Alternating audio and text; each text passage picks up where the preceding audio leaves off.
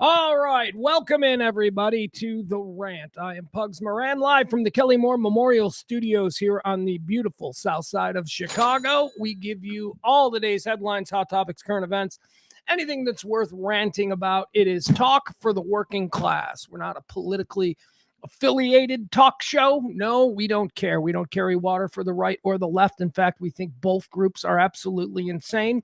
We represent the values of our community, the working class American community, the overlooked. Everything's about extremes. Everything's about, the craziest possible configuration of what a human is. Oh, the right. Oh, the left. Crazies all over. What about the normal people? And that's what we do a show for here. The normal people. If you support that kind of talk, well, it doesn't exist anywhere else. You can't find it on American radio, whether you're on the AM dial or the FM dial. I know this because I worked in American radio for a very long time. And, they've made the metric equation that they can just sell out to a very specific demographic.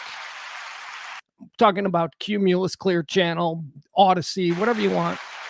The major talk broadcasters in this country, they've decided that the only people listening to old-timey radio anymore are old-timey people, and specifically men. They want old-timey men. And if we're being honest, because advertisers are involved, they want old-timey white men. That's what they want. They want the white man on his way to the country club. That's what talk radio has decided their sweet spot is, their target. So that's what they do. They do conservative, right-leaning talk that appeals to white guys on their way to the country club. And that's all it's been for years. Wasn't always that way. Community talk used to be about everything affecting the community. It had nothing there was no lens of, well, I'm a patriotic Republican, so this is how I feel about. No, that was all nonsense. We all just felt the way we felt about stuff. That's what I'm trying to do here. Regular talk for regular people, working class people who can't afford the bullshit of carrying water for either the right or the left. Because have you seen gas prices? Please support this show. Nobody else does. I got to tell you, it's 13th day of the month. We're still raising money for June around here. I don't know what has happened this summer, but the bottom has fallen out of this show being funded. We rely on your tips, your gratuities. This is a show that doesn't take advertising, that doesn't have the audience for advertising. So it's just about us, those, a few, about 100 a day that absorb this show. We've been getting together every day for 5 years. And if you want it to keep going, you got to drop something now. I can't say it anymore. Seriously, we have not hit our goal in 4 months. That's right. We're not going to do it for August. We didn't do it in July. We didn't do it in June. And we sure as shit didn't do it in May. I thought May was an anomaly. I was like, that's okay. We'll rebound in the summer. But no. So if you support this kind of talk radio and you like this kind of approach to public discourse, please support what I'm calling independent working man radio. Drop a little something. And by the way, let's take a moment now and talk about our August heroes. We do have some heroes. These are the people who have tipped the show in August, 13 days. We got like 5 people. By the way, Peter has tipped, like, I can't even count how many times Peter has tipped this month already. Peter is picking up for all of you.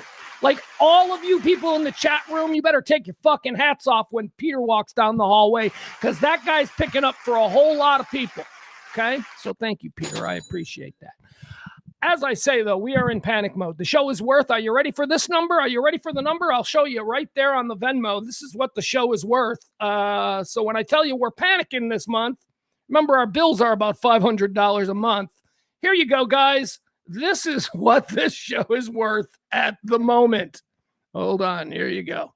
There it is. $28. $28 is what this show is worth. So when I say changes have to come, 5 years, the show's worth $28. So please, if you support this kind of talk, if you listen every day, if you're in the chat room every day, now is the time. It's desperation time. Help the show, please. My God, Peter dropped $25 yesterday. Peter dropped 25. You see, we're down to 28. Peter dropped 25 yesterday. I immediately went to the fucking grocery store. Immediately.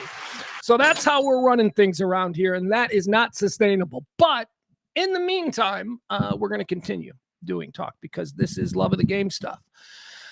I got to do it. I missed 2 shows this week. I missed Tuesday and Wednesday because of the crazy internet situation that we were having here.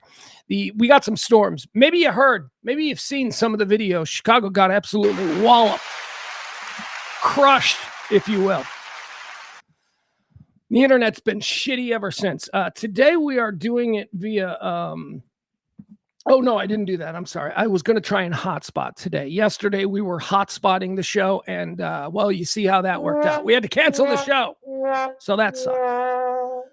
By the way, thank you to our August heroes. These are the people who have stepped up and supported this kind of talk radio. So, you know, if it ever comes to the point where, you know, I'm hustling blowjobs behind a Walgreens, these people are not the ones to blame, okay? Thank you, Leslie. Thank you, Peter. Thank you, Barney. Thank you, Big Al.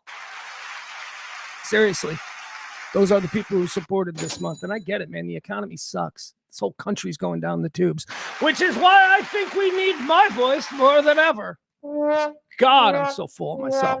All right, thank you to our heroes here in the month of August. And hopefully we'll add some more to that because time is of the essence. I know you're all getting fucking paid tomorrow. My God. Anyway. Help out the show if you can. That'd be great. All right. A lot of stuff we got to get into today. Oh, my God. You guys, you have no idea how upset I've been the last couple of days not being able to do a show for you. I had full shows. So what we got here today is like 3 days worth of show. 3 days worth of things that I'm like, I got to mention that. So we're going to get to it today.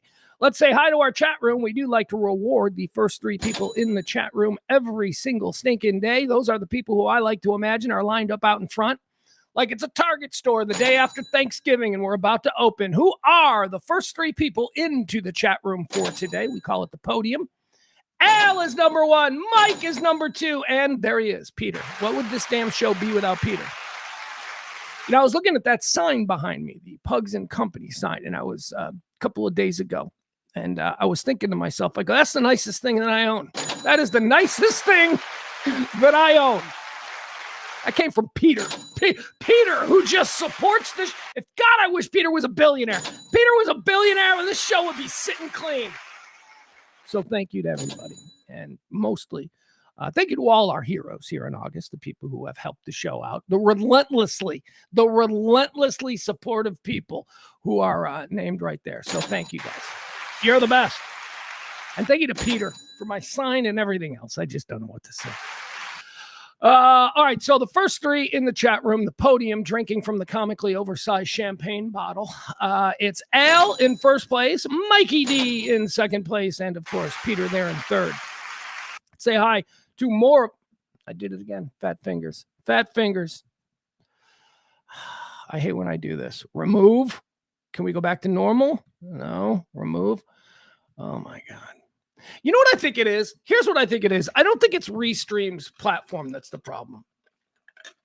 I think I need a bigger screen. I think my screen is the problem. I think that I'm just like constantly having to move stuff around. Who else do we got in the chat room? Following the first 3, we've got Jen. Hi, Jen. We got Leslie. See ya. We also, and Peter. Peter's going off. Hold on. Peter says, I was in a completely different chat room for today's show, an alternative universe. Well, what's going on over there, Peter? Who's over there? Nobody, probably. That's why Peter came over here. We said Al. Who's this? Oh, Jesus, look at this. See, you know, I used to look at this and I used to think, you know, this is a good sign. I used to think, oh, look, we're getting some interest from somewhere. This is from Twitch. We got nobody over there on Twitch. You know, because I don't live in a bubble. That's what I've been watching a lot of Twitch shows, and I'm like, oh my God, these people are all nuts. They're all nuts, including Maddie, who you should really be checking out her stuff. She's doing special nut stuff. So this guy's like, he's pushing something. He's not listening. He's not being affected by this conversation that we're having today. I can't with him. All right, let's see who else. We've got Adam here. Adam, good to see you. Estes Acqui. No idea. No idea. Look at this. Do you see this? This is about as pasty as it comes. I'm a white man. I have no idea what that language is, but Adam's here, which is good. Let's see. Did it again. Did my fat fingers thing again. Taronda. Oh my God. Taronda, usually you are represented way earlier in the process. It's good to see you. Taronda's here. Taronda's here every day. We've got Maddie. The aforementioned Maddie. You can find her over there on Twitch, anti-libfem. Who's this? Tom's here. Tom's my old buddy. He's like, what? Like, what, Tom? You can't just say what? What? Well, what up, Pugs? Oh, now we got it. What up, T? T. Did I ever call you T? You were never called T. You were Beller. It's Beller. Hey, we're going over to Beller's house. It was never T. Omelets. What are we just throwing out random food items? Is that what we're doing now? Omelets? All right, Al. All right. As more people filter into the chat room, we look forward to having an absolutely spectacular show. Once again, I do need to remind you, though, this show does run on your tips, so we're going to hammer this hard. We need help. $28. Did you see that? Like $28. Okay, so I'll leave this up as we run into what we're going to talk about today. Oh my God, you guys got so much stuff. Okay, we're going to do the regular nonsense. I got a dick of the day for you. Who's our dick of the day? I had to switch out our dick of the day. Oh yeah. Our dick of the day. You know, I know I say when I do dick of the day, I don't like to really, I don't like it's never going to, I don't want to say never, but it'll probably rarely be people like Trump, right? Rarely dick of the day. Dick of the day is usually a segment that I'm going to reserve for, people like us, people that walk amongst us. But today we've got a celebrity edition. Dick of the day. If you've never heard my rants on Anthony Anderson, Anthony Anderson is filling in for Jimmy Kimmel, and he's up there. He said, look, I'm all for the whole Jimmy Kimmel kind of approach to relentlessly humiliating the president. I'm for that. Because although this show is not political, you know that I hate that guy. That guy sucks. That guy sucks, man. As a human being, I don't know from politics. As a human being, that guy sucks. Okay. So I'm all for the sort of Kimmel approach to amplifying, the whole that guy sucks attitude. But they got guest fill-ins. They do this when Jimmy needs his vacation. I haven't had a vacation in 5 years, okay? And I promise you, I work a lot harder than Jimmy fucking Kimmel does. Excuse me, can't say the F word anymore. Can't say the F word anymore. I've got to mainstream this for some radio auditions I'm doing. That was not good. Yeah. Oh yeah. $28 in the Venmo gets you applying for radio jobs. You kidding me? You want me to go pro MAGA? I will go so hardcore MAGA. I will show you people exactly how the game is played. I'll show you what a fraud half these people that you listen to and that they're all, do you know how many friends I know who were like shock jocks, who were sports guys, who were rock jocks, who just, there was an opening for a talk guy. And now they're like MAGA crazies. They're not really. They're just doing it for a paycheck. It's all a game, and I can play the game.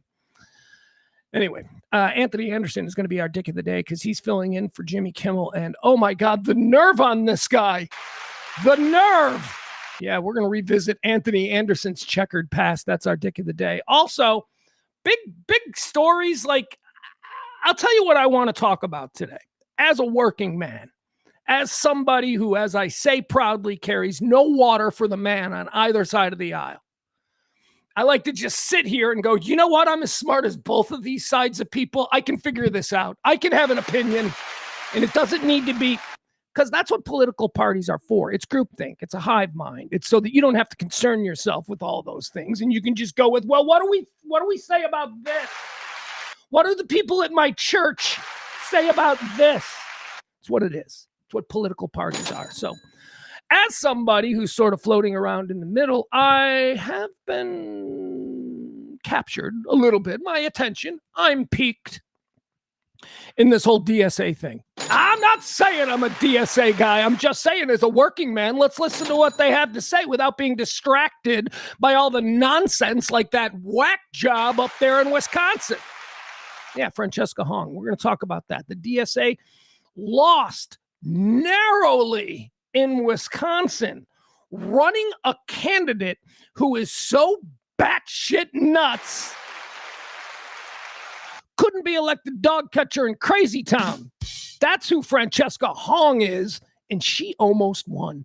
She almost won the... So let's talk about what's going on with the DSA.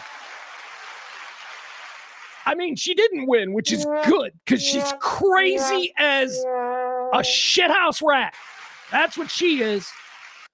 Well, what does it say about somebody who's clearly crazy as a shithouse rat being able to get within, what, 2-3 points of David Crowley, who was the winner of the Democratic primary? Get within 2-3 points in Wisconsin, okay? This isn't New York. This isn't one of the elite. This is Wisconsin. This is statewide in Wisconsin. So we'll talk about that. I have the platform of the DSA. None of the bullshit, none of the stuff that you hear from everybody. I have the platform. We'll read what they believe, and we'll see, as working people who maybe are tired of carrying water, working people, whether or not it resonates with us. So we'll take a look at that today. We're also, because I've been chomping on this all week, I'm gonna go for this one. This is gonna be interesting. Although I don't think there's gonna be any surprises. I'll tell you what's gonna happen, and you'll see it play out exactly as I predict. 30 years later, the Tupac Shakur trial is about to start in Los Angeles. Yeah. 30 years after Tupac was shot there after the Mike Tyson-Bruce Seldon fight, September of 1996. Tupac Shakur, of course, iconic hip-hop star. Would he be Ja Rule if he didn't die?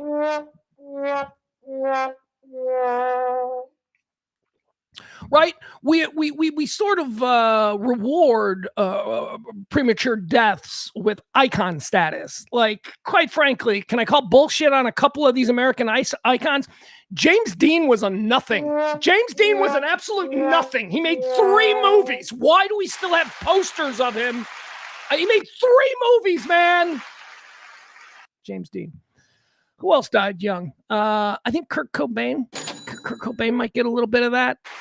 Nirvana was good, but I mean, come on. Jim Morrison?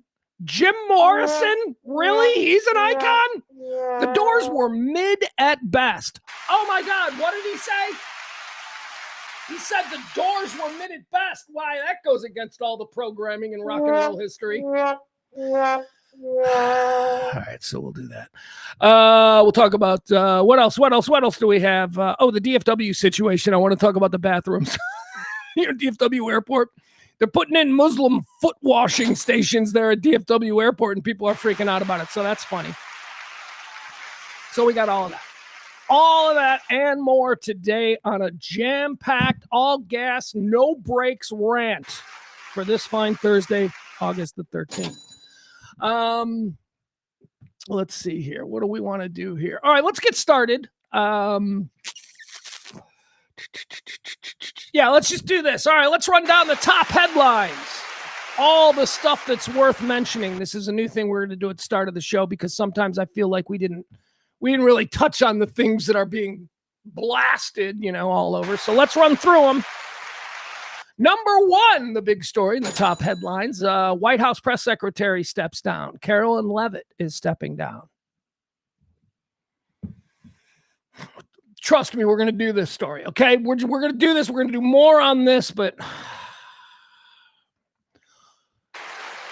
everything that I have to say about Carolyn Leavitt is going to be significantly influenced by the fact that I am a heterosexual, red-blooded American man. Man, do I like looking at her. Just put the sound down. You got to put the mute down because it ruins everything. But man, we'll talk about Carolyn Leavitt and what's behind this. A woman scorned, man. I'm telling you, a woman scorned is what's going on. Carolyn Leavitt is walking.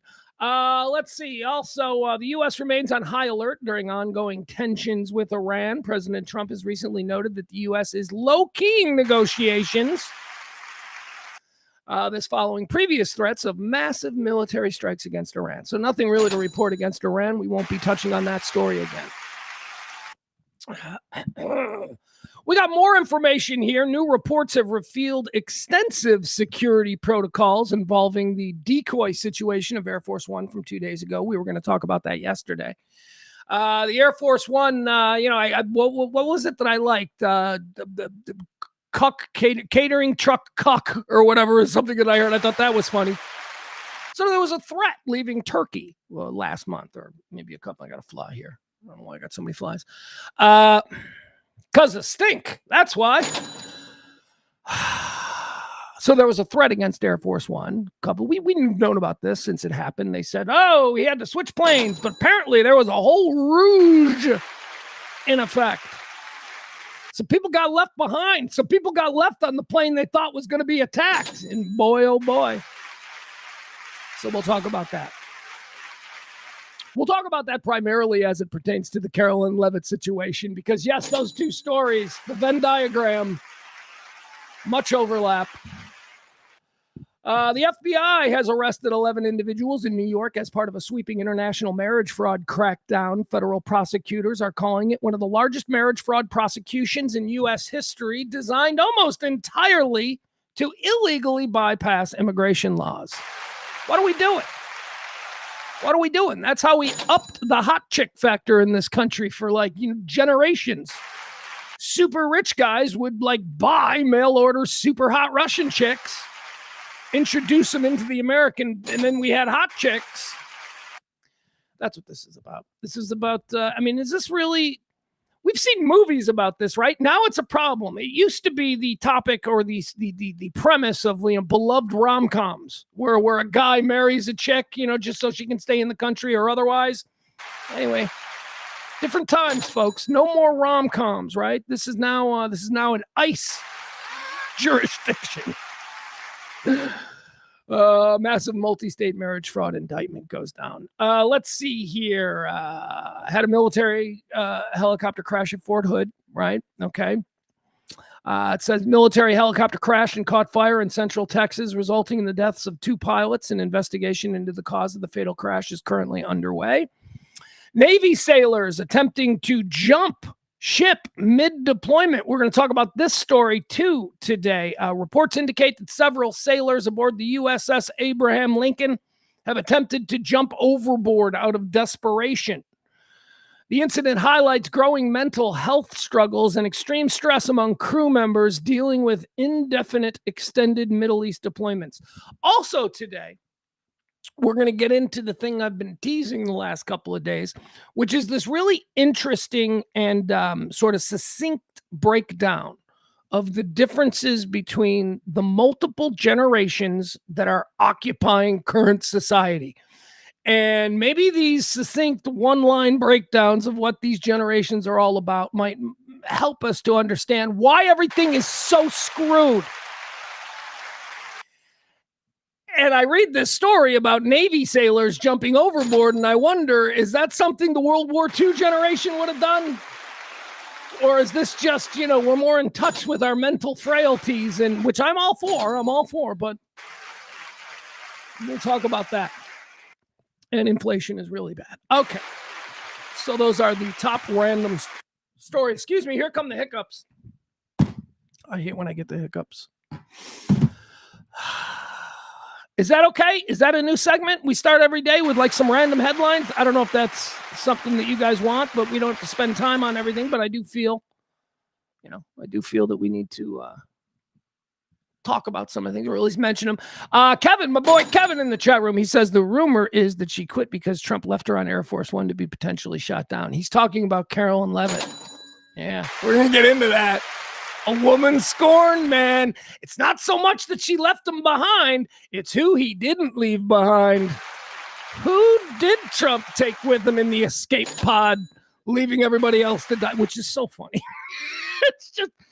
It's funny that people are upset about that aspect of it. It's funny to me that people are like, Pearl Clutch, can you believe that he left the press and all of his staff on the decoy plane when they thought there was a serious threat against the plane? Yeah, I totally believe that. And we're talking about Trump. That guy's a dickhead. The guy's a complete asshole. He demands loyalty, like blind loyalty from everybody, and then he just doesn't give a shit in return. This is who he is. This is why, again, I don't go into the politics of it. He's a piece of shit person. He's a jerk off. Could you imagine riding in the back seat of a car with this guy on a summer trip to Florida? No way. He would be the worst. Ugh. But yeah, that's funny. So we're gonna get into that. Let's see. Peter says he loves the random headlines. All right, just a way to kind of get us all caught up.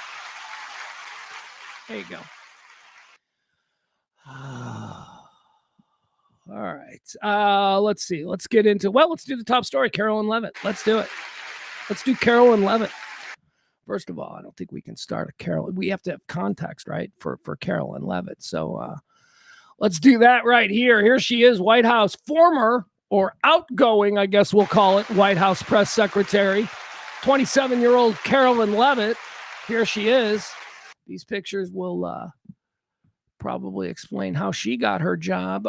Here she is. Look at her. Oh, she's fantastic on the left there. That's probably a month. That's like a month. She's got 2 kids. I don't know when this is. Maybe this is recent. She looks like she's had a baby. But that's okay, man. That's okay.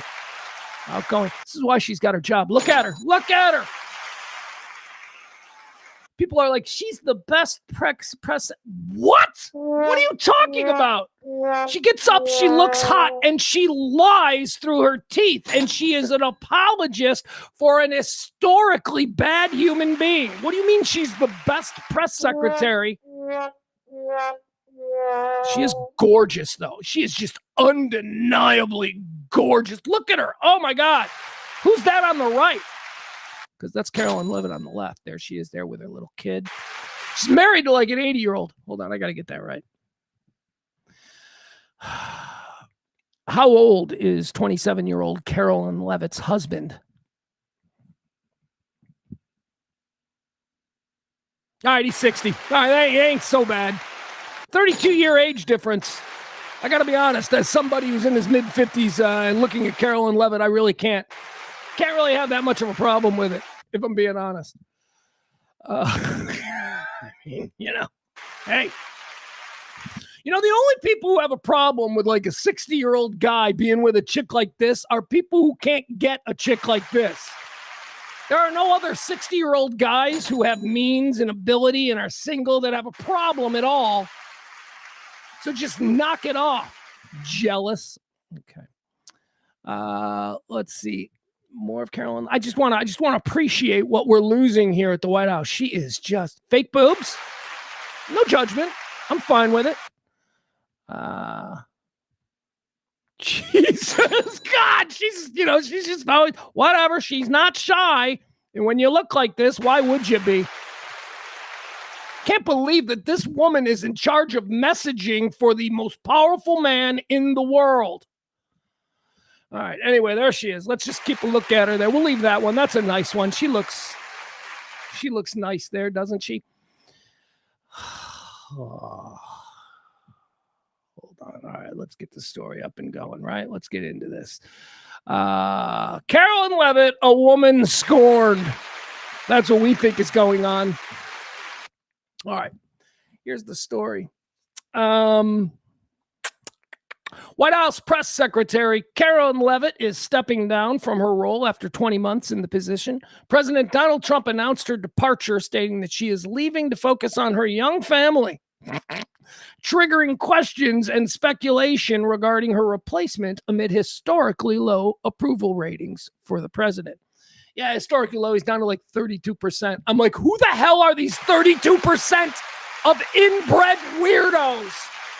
I was saying that when it was like 40%. I'm like, who are these people? I mean, really, I understand rooting for your team through thick and thin. I understand ride or die out of like tradition, but what the hell, people? 32%. All right. So here's what's interesting about the Carolyn Leavitt departure. She is incredibly high profile, probably the most high profile, because she's the one that speaks to the world every day for the president.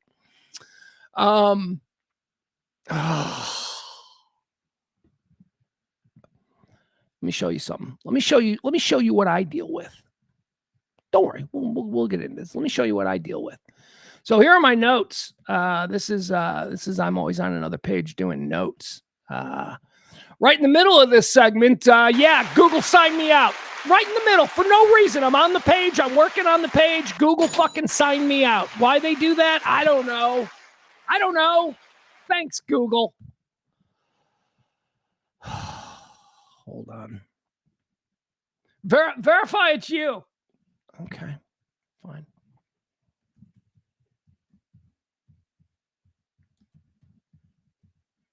Sorry, you guys. I got my notes. I got to go back to my notes.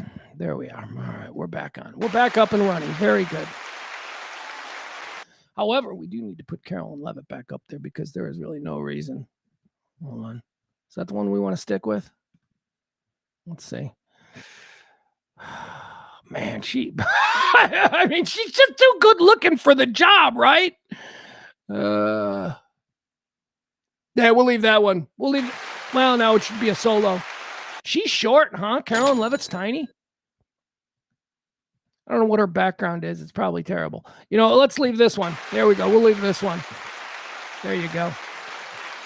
As we get into her, she's unbelievably gorgeous. I seriously, I look at her, and I from the first time I saw her, I looked at her and I went, there is no way they got a spokesperson who is more attractive than Kayleigh McEnany. Do you remember Kayleigh McEnany? She's awful. But she 10 years ago, she was something. She's slid. She's now, I don't know what's going on with her. Her face is kind of sunken in and she looks more skeletal, but whatever. But Kayleigh McEnany used to be gorgeous. And I used to be like, well, this is going to be fun at least. The messaging is going to come from somebody who's just incredibly gorgeous. And then she left and they went hard right with Sarah Sanders. Or no, did Sarah Sanders, was she before Kayleigh? Whatever. I think yes. It was that Sean guy. Remember that he was the first one? Largest crowd for an inauguration ever. Remember that guy? I don't remember his name. Thank God I don't remember that guy's name because he doesn't deserve a place in my brain.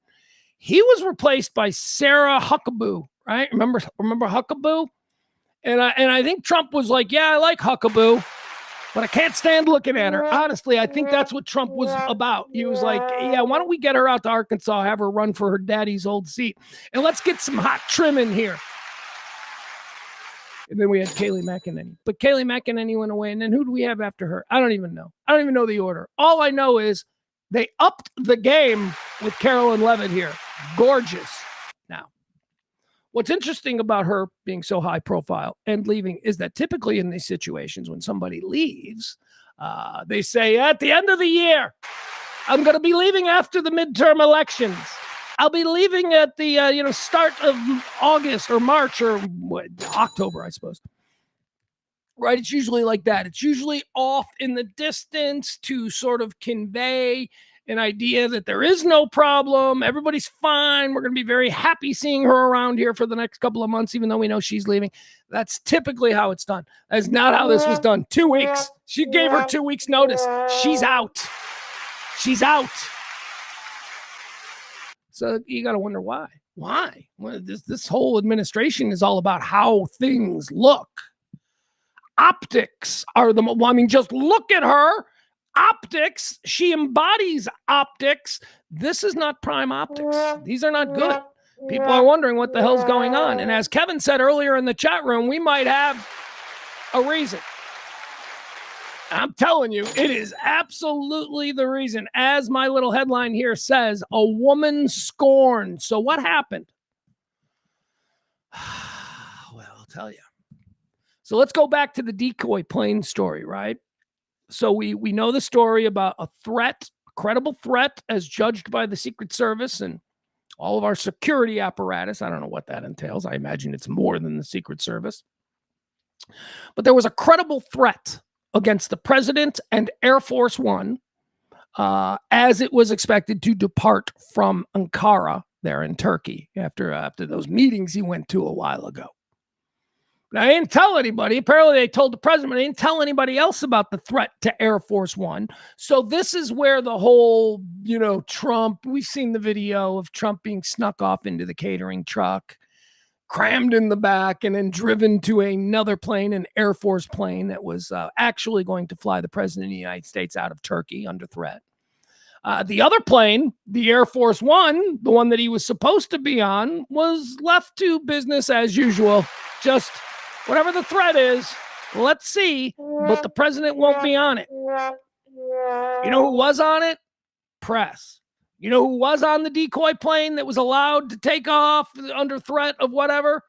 Carolyn Leavitt. Carolyn Leavitt was left on the decoy plane. Now, this was revealed by the Washington Post on Tuesday. On Wednesday, she quit. Trump left her on the decoy plane. She's a mother of two. She just had a baby. She just came back from maternity leave. She's like, I have spent the last 20 months of my life just saying the most unbelievable bullshit with a straight face and a fucking pageant girl smile. And this man leaves me on the fucking decoy plane. But it gets worse. Because he took Natalie Harf. he took first of all, I don't know, dudes get older. Here's what happens. Have you ever seen like a together old man, together, I mean a little bit of money, not like a billionaire or anything, but a little bit of money. You ever seen like an old guy and he's got a younger girlfriend and she's like significantly younger, kind of like, Carolyn Leavitt and her 60-year-old husband. So, and you see them out in public, like at the mall, and you're like, oh, is that a grown ass man and his ugly daughter? Or are they together? My point is this. A lot of times when dudes start to get older, they start to only be interested in the fact that she's younger, that's the appeal. Makes me feel young. I'm with a young woman. And so looks kind of slide.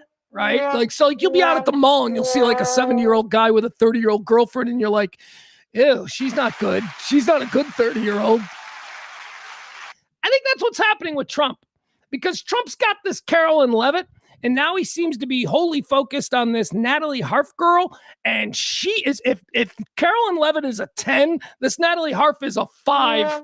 There's no comparison. No comparison. But whatever, that's just me. I think he's slipping in this old age.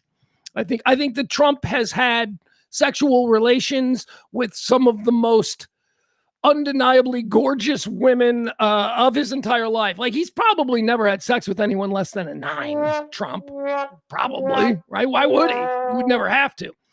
So that all becomes relative. It's kind of to me like John Lennon hooking up with Yoko Ono.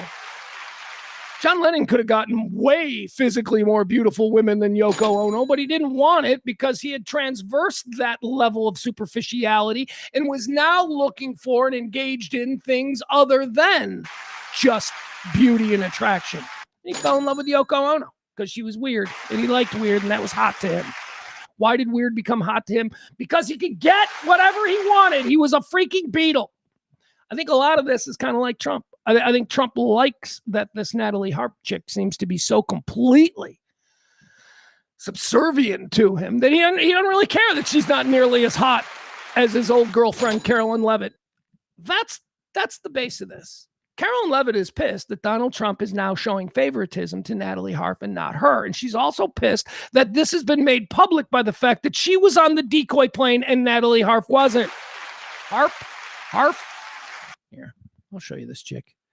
She's got like those weird Egyptian eyelash kind of a things, but this is the girl that you always see. It's Harp. This is the girl that you always see next to Trump. She's got weird eyes. She's got weird, crazy OAN network eyes. And I think that's where she came. I think she was like a reporter for OAN. I don't know what that is. Isn't that like some weird Trump news station that I've never seen? I don't know. All right, let's check out this Natalie Harf chick. This is the new one. Not she's not been named spokesperson. I don't know that she is. Look at this. This is a decline from Carolyn. She looks mean. She looks like a dominatrix. She looks like an Amish dominatrix with Egyptian-styled eyeliner. Her eyebrows. She's nothing. This is an old man who just, look at that. That is not Carolyn Leavitt. Okay, anyway, Trump smuggled her in the catering truck to safety, leaving Carolyn Leavitt on the decoy plane. And forget about all the other stuff, the nonsense, whatever it is. She wants to spend more time with her family. That is all bullshit. Carolyn Leavitt is pissed at Trump, and they better do what they can to get her in line, because there ain't nothing worse than a woman scorned. Look forward to her interviews around, Christmas time? Or maybe before I don't know, how vengeful will she be for this? Will she attempt to tank before the midterms, or will she wait like a good soldier? I know that she's still crazy, right? That's not going to go away, but doesn't matter. All right. Carolyn Leavitt, we're going to miss you. She'll probably end up on news or something. She's only 27 years old. These are the people that are interesting to me. She's only 27 years old. She theoretically could have 30, 40 more years left in the public spotlight. The way she's established herself at 27 means that she will be a name at 37. She will still be somebody that people know at 47. She was the spokesperson for one of the most provocative and scandalous presidencies in history. She's not going anywhere. She's going to have to live with the things that she did between 24 and 27 years old. So how do you fix that? I've said this a lot about these young people who are doing such obviously degenerate type things in the name of this crazy old coot. I've thought about these people a lot. Where do these people go? Let's talk about Carolyn Leavitt. She's 27 years old. 20 years from now, history is not going to have a very good view of all of this, and she's going to be 47.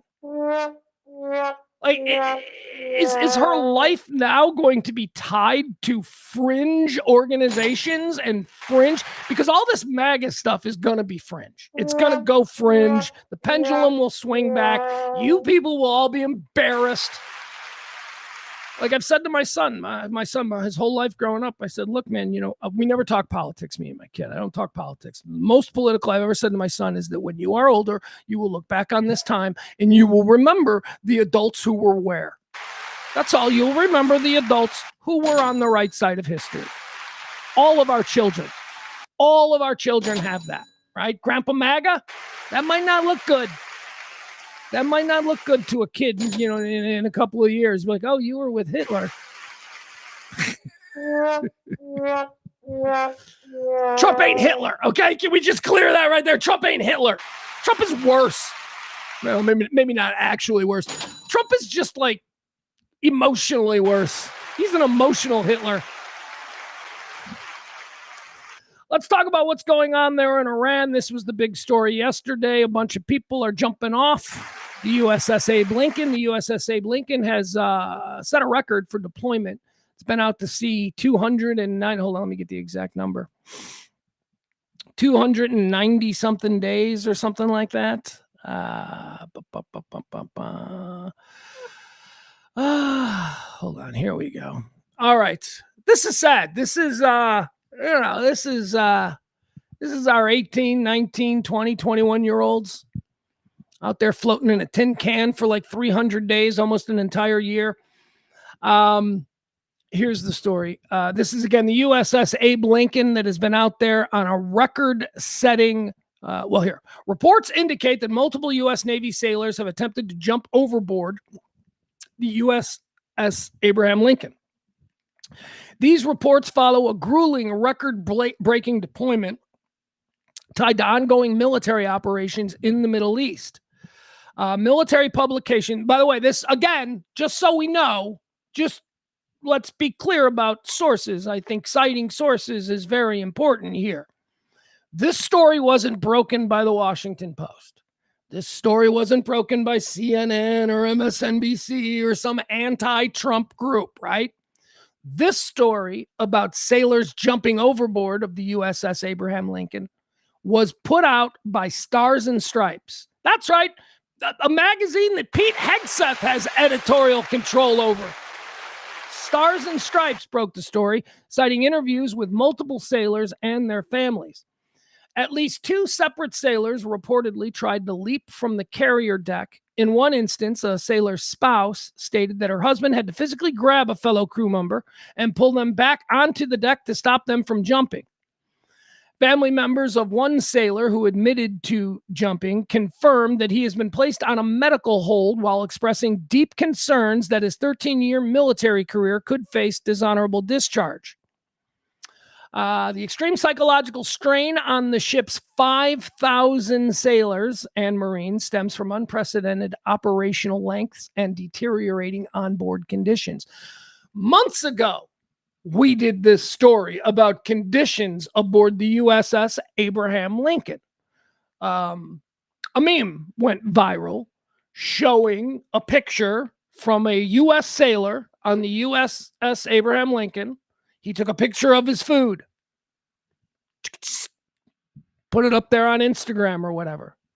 It was awful. It was a prison tray with gray meat and some kind of red slop.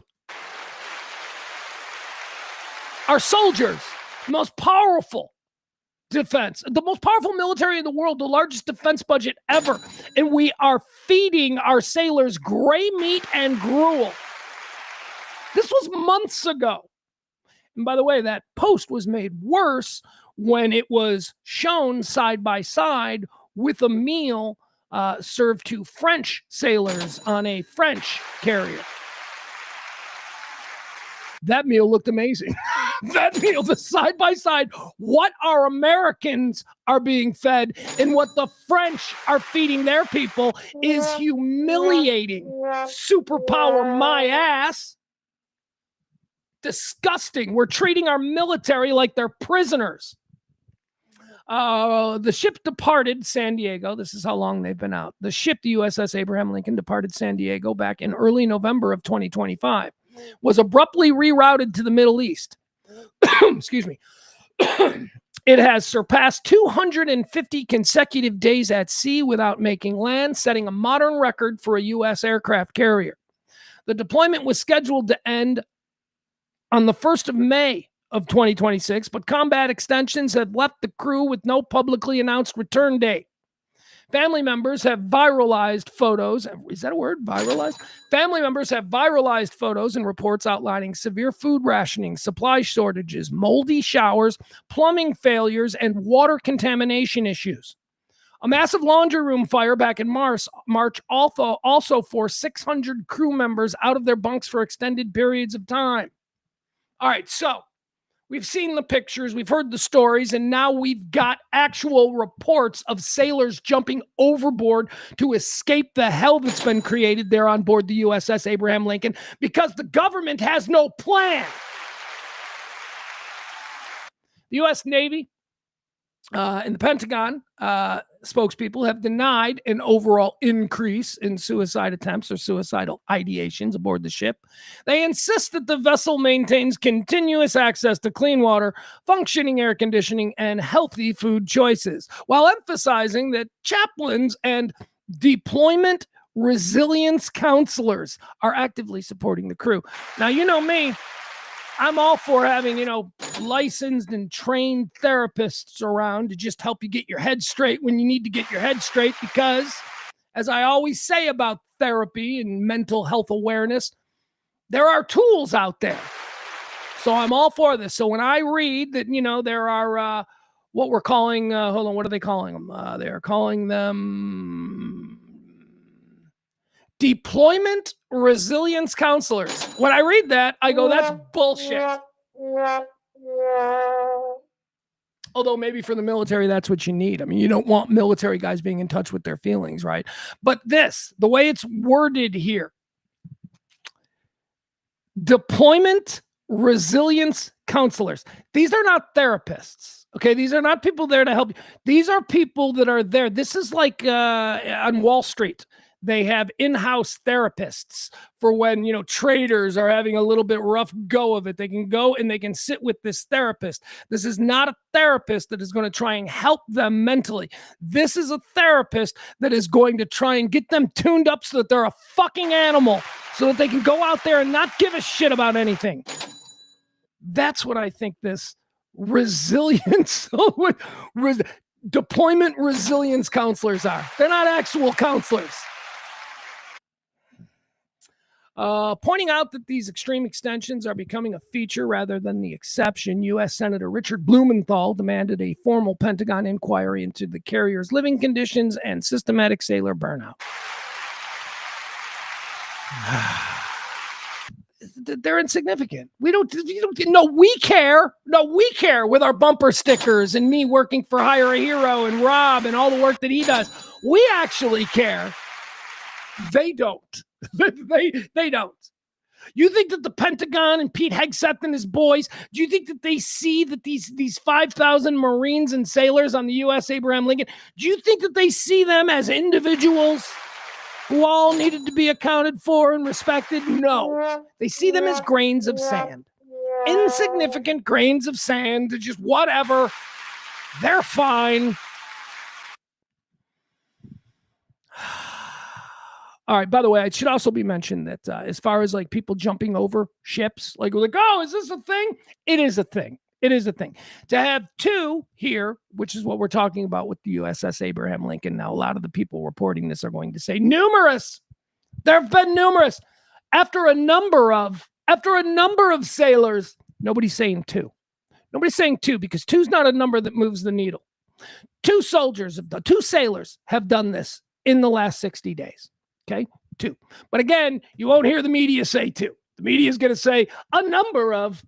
It's all about the manipulation and the deception and to get us to believe what they want us to believe so that we sit through the Carnival Cruise commercials and watch whatever bullshit they're selling on the other side. 10. 10 is the number yearly. Okay. Every year, the United States Navy has at least 10 instances of sailors or Marines or whomever going overboard. Now, a good 7 out of 10 of those are dudes who slipped. Okay. Dudes who slipped, guys who fell, guys fucking around, wasn't intentional. As far as the suicidal ideations go, about 3 a year. They get about 3 a year in the United States Navy, people who try to go overboard. Why this story is interesting is because we've now had 2 in 2 months. I don't know what the rest of the numbers are for the year. Well, let's get them some food, huh? Let's get them some good food. Let's get them on land. Can we just get them on land? They're just out there floating around. Jesus. Do you want to be running the bar in the port town where those guys? That's going to be a wild night. And the sailor said, Brandy, you're a fine girl. Yeah, it's going to be a wild night wherever those guys come ashore. Let's get them a break. All right, there you have it. That's the story of the soldiers, the sailors, and the seamen and the Marines who are jumping overboard. Let's talk about this. This one sucks. Here we go. Gas prices. Hey, good news, bad news. The bad news is, of course, for us. The good news is, of course, for them.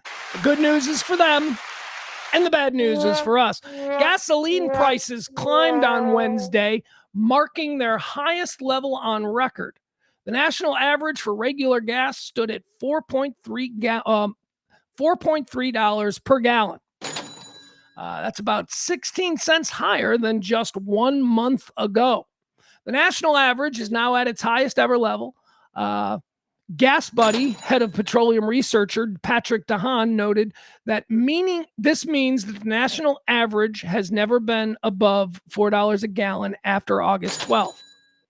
All right, so there you have it. That's the bad news. You want the bad news first? There's the bad news. The bad news is that we are still paying an obnoxious price for a gallon of gas. That's the thing, man. That's the burn. Maybe that's why he's at 32. I can't understand why the president isn't at like 3. He's at 32% approval, and gas prices, the thing to affect each and every one of us most directly and most immediately, have never been higher. That's the bad news for us. Well, suck it up. Suck it up and wave your American flag proudly. You're paying more for... Hey, here's the good news.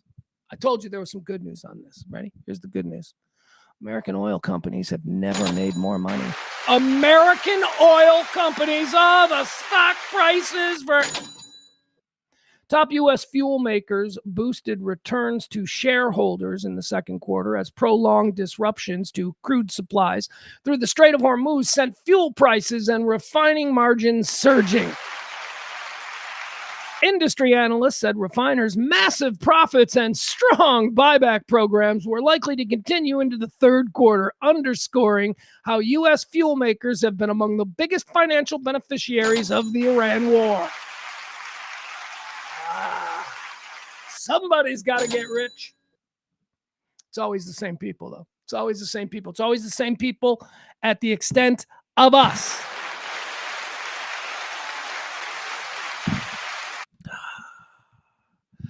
Speaking of, how about supporting this show? There you go. You can drop a little something in either the Venmo or the Cash App. You can help this kind of talk radio continue, the kind of talk radio that you don't get to hear on your local radio stations. Why? Because major American radio companies don't want someone who talks like me. I can't be controlled. You never know what I'm going to say next. Drop a little something in the Venmo or the Cash App if you support this kind of independent freedom, indie radio, if you will. So gas prices are high. Oil companies are making a lot of money, but one of us doesn't have to worry about that nonsense anymore because, ladies and gentlemen, we have a Powerball winner, a $1 billion Powerball ticket. I wasted $5. I'll never get back. I'll never get that $5 back. But let me tell you something. So I bought a Powerball tickets. I did. Whenever it gets up this high, it's like you almost have to, right? Why not? Here's how I justify it. And at some point, this is going to stop. The justification for this has to stop. Here's how I justify it. A couple of bucks, let's say $5. I put $5 down yesterday. Now, I showed you the Venmo. I showed you that the show is worth a whopping $28. I had to go food shopping yesterday, and then I bought a lottery ticket.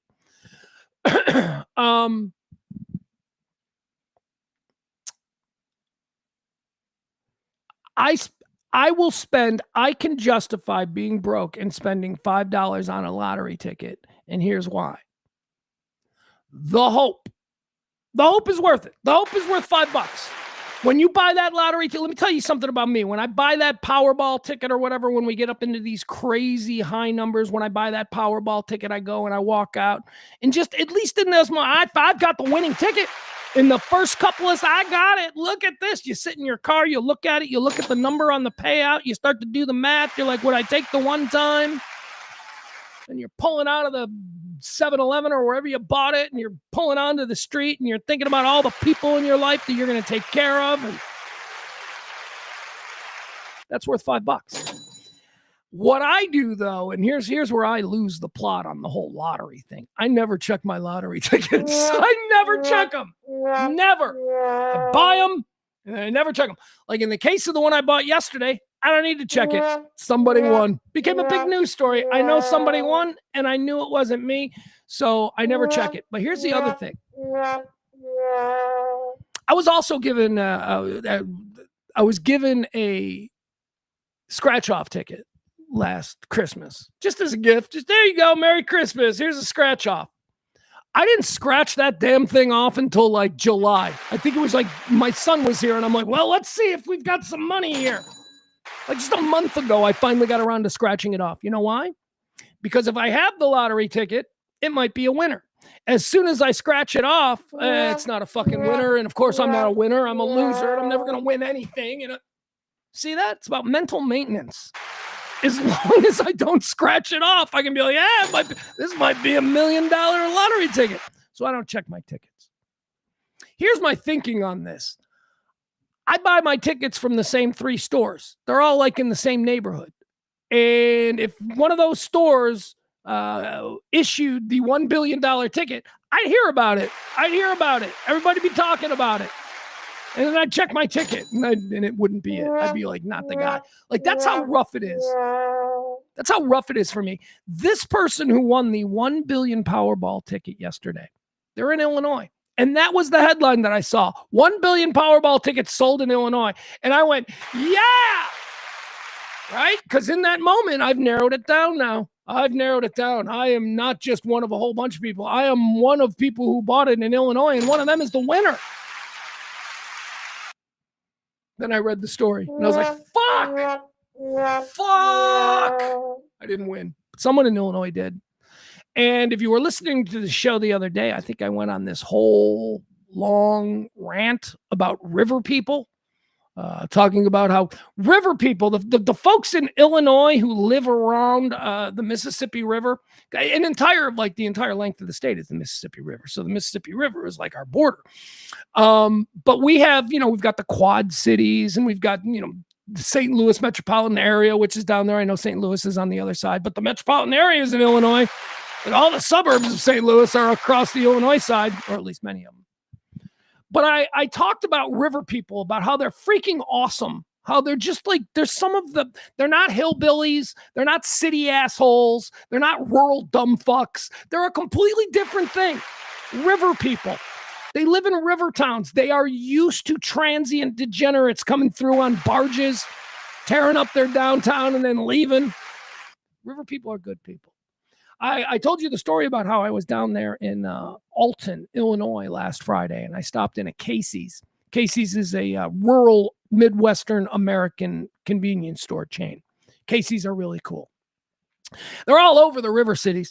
So I stop in a Casey's, I'm getting gas, and I'm getting a soda, and I'm waiting in line, and there is this lovely woman. She's wearing a white sundress. She's pregnant. She's beautiful. She's probably in her mid-30s. Just delightful, glowing. She's talking to the person at Casey's, and I'm standing in line with my giant drink, my road soda. I got about 400 miles ahead of me, so I got my road soda.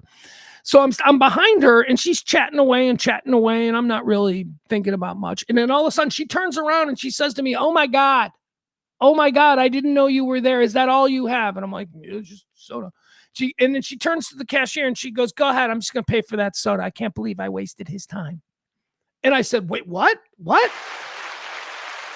$1. It's not a big deal. But the act that another human being recognized in the moment that maybe she was being a little bit rude and all about herself and her baby, and maybe that was inconveniencing a total stranger. She took the steps to rectify it. She bought me a soda because she felt bad, and I just thought, river people are the best.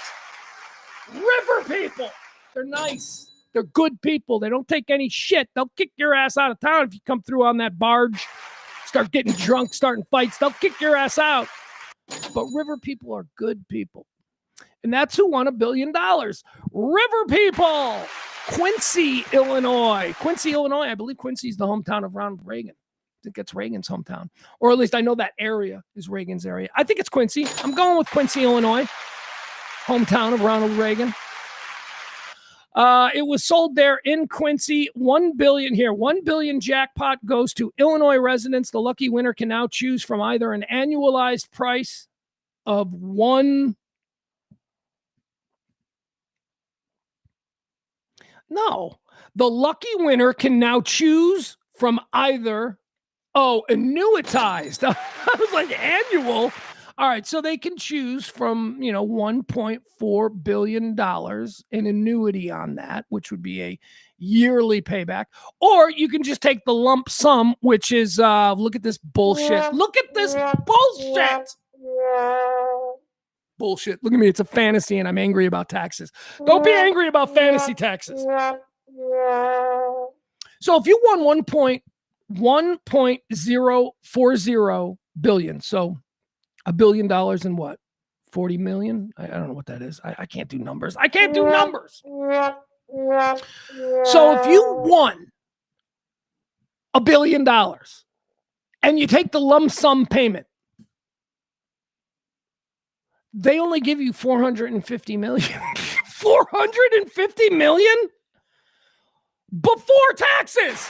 Before taxes. Before taxes. So you win $1 billion, and then I'll take the lump sum. Why are you taking the lump sum? I'll tell you why I'm taking it. Because I don't trust that the lottery is going to be around in 20 years. I don't trust that some MAGA guy is going to come in and be president and be like, we're doing the end of the lottery. Sorry. I don't trust that this country is going to be around in 20 years, let alone the lottery system, where I'm waiting on them to pay me back. No. So we'll take the one-time lump sum. Look at that, half. Well, you can trust us to still be a country. You can trust us to still be a country in 20 years as we pay out this $1 billion. Or you can just figure that everything is a scam and just take your money now, and we'll give you half. I don't like that. Let's see here. The massive jackpot from Wednesday's drawing, which marks the 8th largest in Powerball history, was won on a single ticket. That's why you only buy one ticket. I know I spent 5. I bought multiple tickets. You should only buy one ticket. You want to know why? Because if God wants you to win, you're going to win with one ticket. The massive jackpot, which marks the 8th largest in Powerball history, was won on a single ticket sold at a Hy-Vee gas station on the Illinois-Missouri border at 310 North 36th Street in Quincy. Man, I'll tell you, river folk, they ain't leaving. They're just going to build like a massive compound on the river. They're going to have all kinds of river boats. They're going to do river things. River people. Yeah, good for them. Good for them. Like, you can be like, oh, why did they win and I didn't? Or you can just be like, you know what? Right? Imagine being them today. Imagine how excited they are. What a day.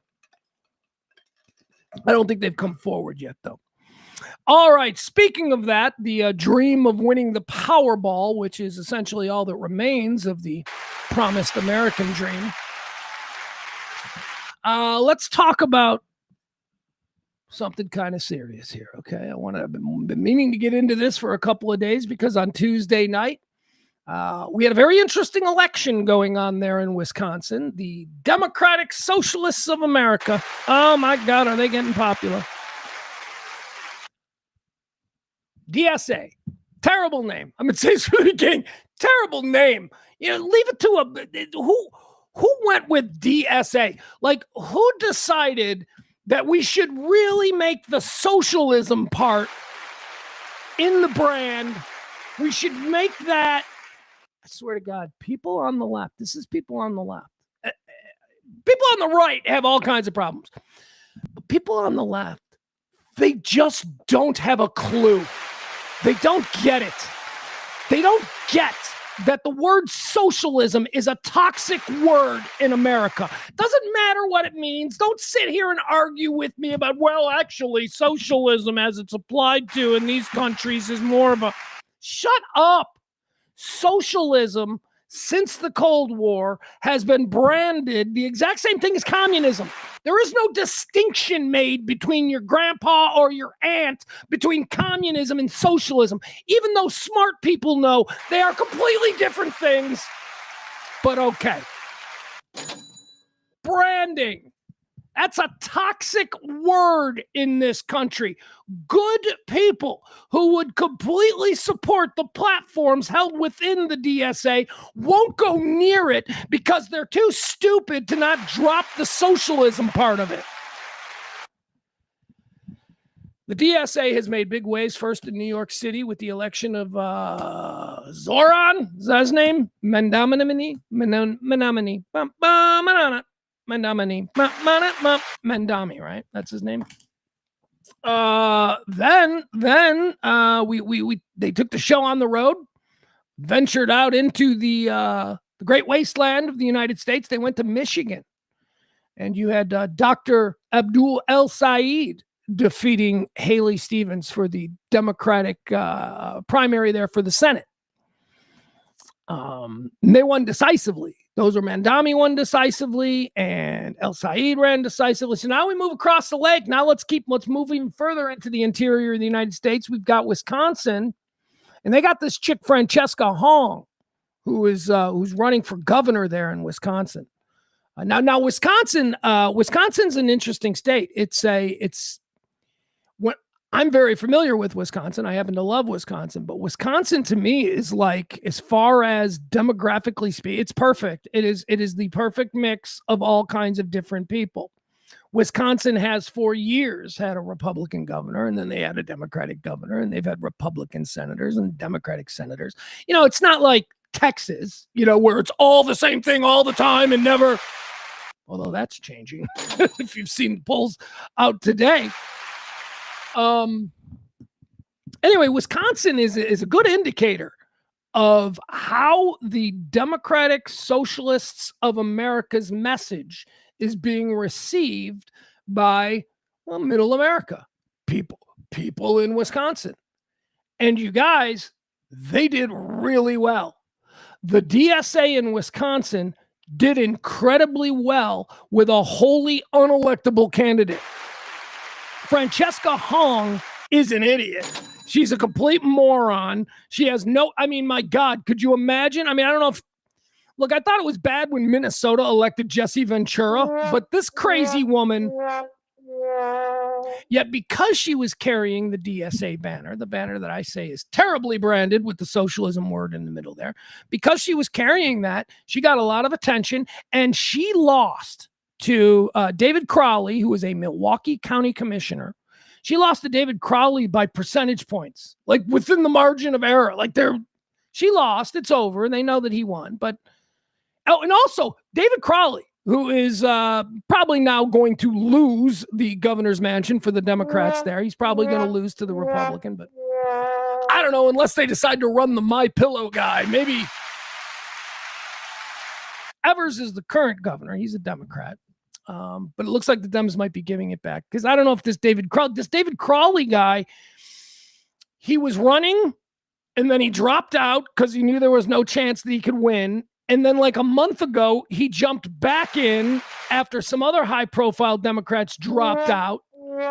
And then here we are on election night, and he defeats Francesca Hong Kong Phooey. All right, so let's get into some of the details here. Okay, as I said, this Francesca Hong was neither Mandami or Dr. Abdul El Sayed. What do I mean by that? Well, if you just and I know that a lot of you will never listen to anything Mandami says, and I know that a bunch of you will also never listen to anything that someone named Dr. Abdul El Sayed says. But if you were to listen to them, you'd see that they're incredibly articulate and smart men who have ideas that are wholesale differences from the way that we operate now, but not evil. They don't sound evil. They sound like fucking common sense. But again, no one will ever get to the point where they're like, that's kind of common sense. No one will ever get to that point because these idiots are still flying the socialist banner. This country hates socialism, and we've got socialism everywhere in this country. Whether it's Social Security, whether it's the fire department, the post department, the education system, we are wholly invested in socialist ideology, and yet we refuse to admit it.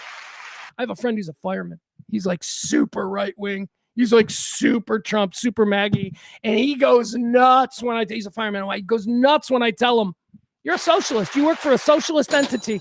Why shouldn't we have why shouldn't every town have their own little private fire department? Run by a job creator? Why are my tax dollars going for this? Francesca Hong, she ran on a platform of universal child care, fully funded public schools, Medicare for all, and a notable moratorium on new artificial intelligence data center construction. So this is what crazy, when you saw her speak and when you learned a little bit about her background, you know that she is, all right, go sit in the corner, crazy lady. Okay, you're nuts. You're not going to be in charge of anything. But this is what she ran on. This is the platform. Universal health care, fully funded public schools. Fully funded public schools. Is that controversial? Is that controversial? I guess it's only controversial if in your stupid head you've already moved on to the part where we've eliminated the Department of Education in the American public school system. If you're there, fuck you. You're an idiot, okay? We have public schools. Not everybody can afford private schools. Public schools are important. They've done a great job in this country for years, although I got to question the last 40 years of public schools in this country. Look at the morons. Look at the grown-up morons we have to deal with. Point stands. public schools should be fully funded. How is this a controversial position to have? How is this something? That platform's a deal breaker for me. Universal child care. Why they shouldn't have the kids if they can't. Shut up. People who think like that, you're done. Whenever this pendulum swings back, if you're the kind of asshole who says things like, I don't tip because I didn't choose to do this job, or if you're the kind of person who says, don't have kids if you can't afford health care, you fucking people are done. You've had your 10 years. You were allowed to say the most awful, stupid shit that anybody has ever heard, and now you're done, okay? Universal child care is a good fucking idea. We must take care of our communities. We must.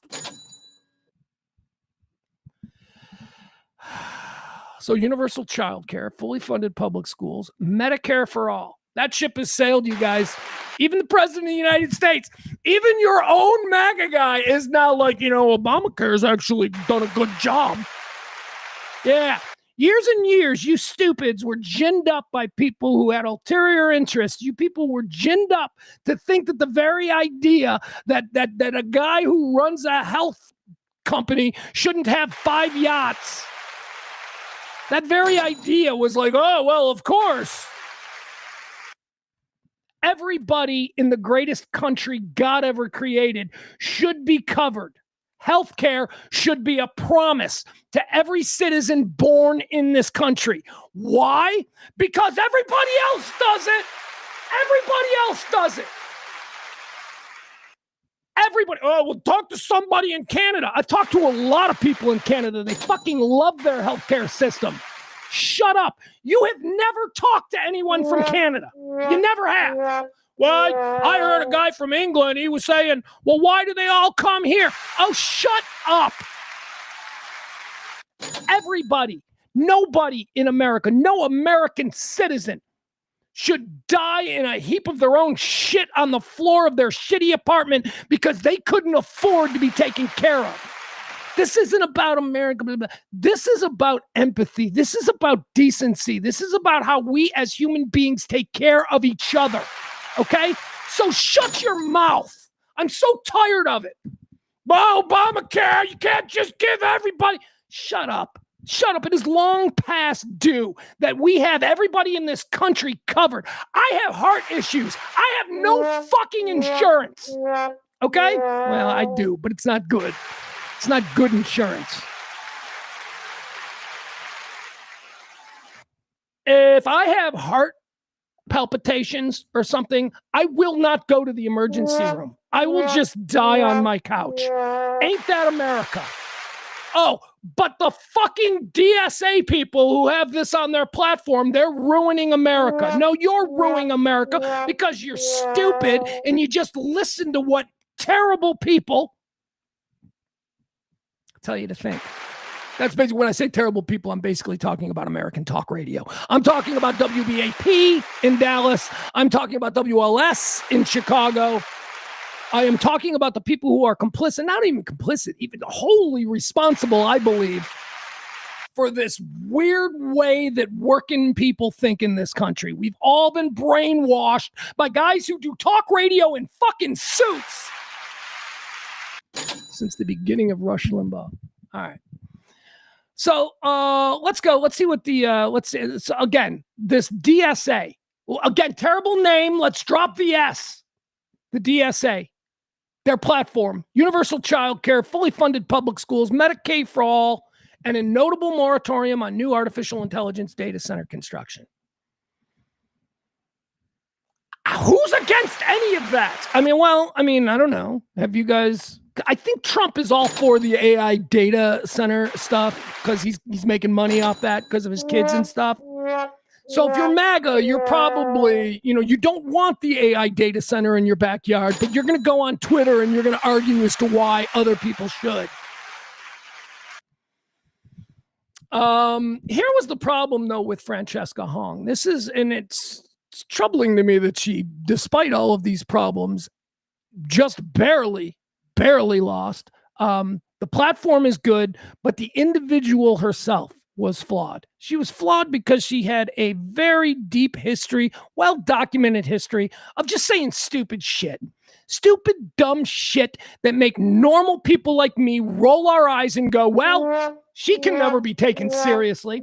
So despite the platform, and we saw the platform in New York and in Michigan take hold with voters. We saw it. We saw it when it came from Mandami, and we saw it when it came from Dr. El Sayed. We didn't see it take the same way when it came from this crazy lady in Wisconsin. So my point is, if you can have the appropriate messenger for the message and the platform, you better be worried about the DSA, because the numbers that they did in Michigan and the numbers that they did in Wisconsin, that ain't New York. That ain't the LA City Council. Okay? Americans are looking at this platform and going, okay, I'll listen. I will listen. Now, why did she lose? Why is she a complete clown show? It says here, opponents heavily weaponized Hong's past progressive social media posts. This is this is going to get a lot of people in the future, past social media posts. Here's some of the stuff that she believes or has said publicly. And here's the problem with social media. I have said some stuff on social media over the years that I do not believe, but I have no intention of ever running for higher elected office, so I'm not really worried about it. But if I were, I'd be like, oh shit, I got to scrub my Twitter. I've said some things that were only designed to get a reaction out of people. That's it. So here's some of the things that she said. Opponents have heavily weaponized her past progressive social media posts, including calls to defund the police, and a 2020 tweet where she joked about canceling Thanksgiving. Okay, so defund the police. Back a couple of years ago, there were people saying this. Nobody important was saying this.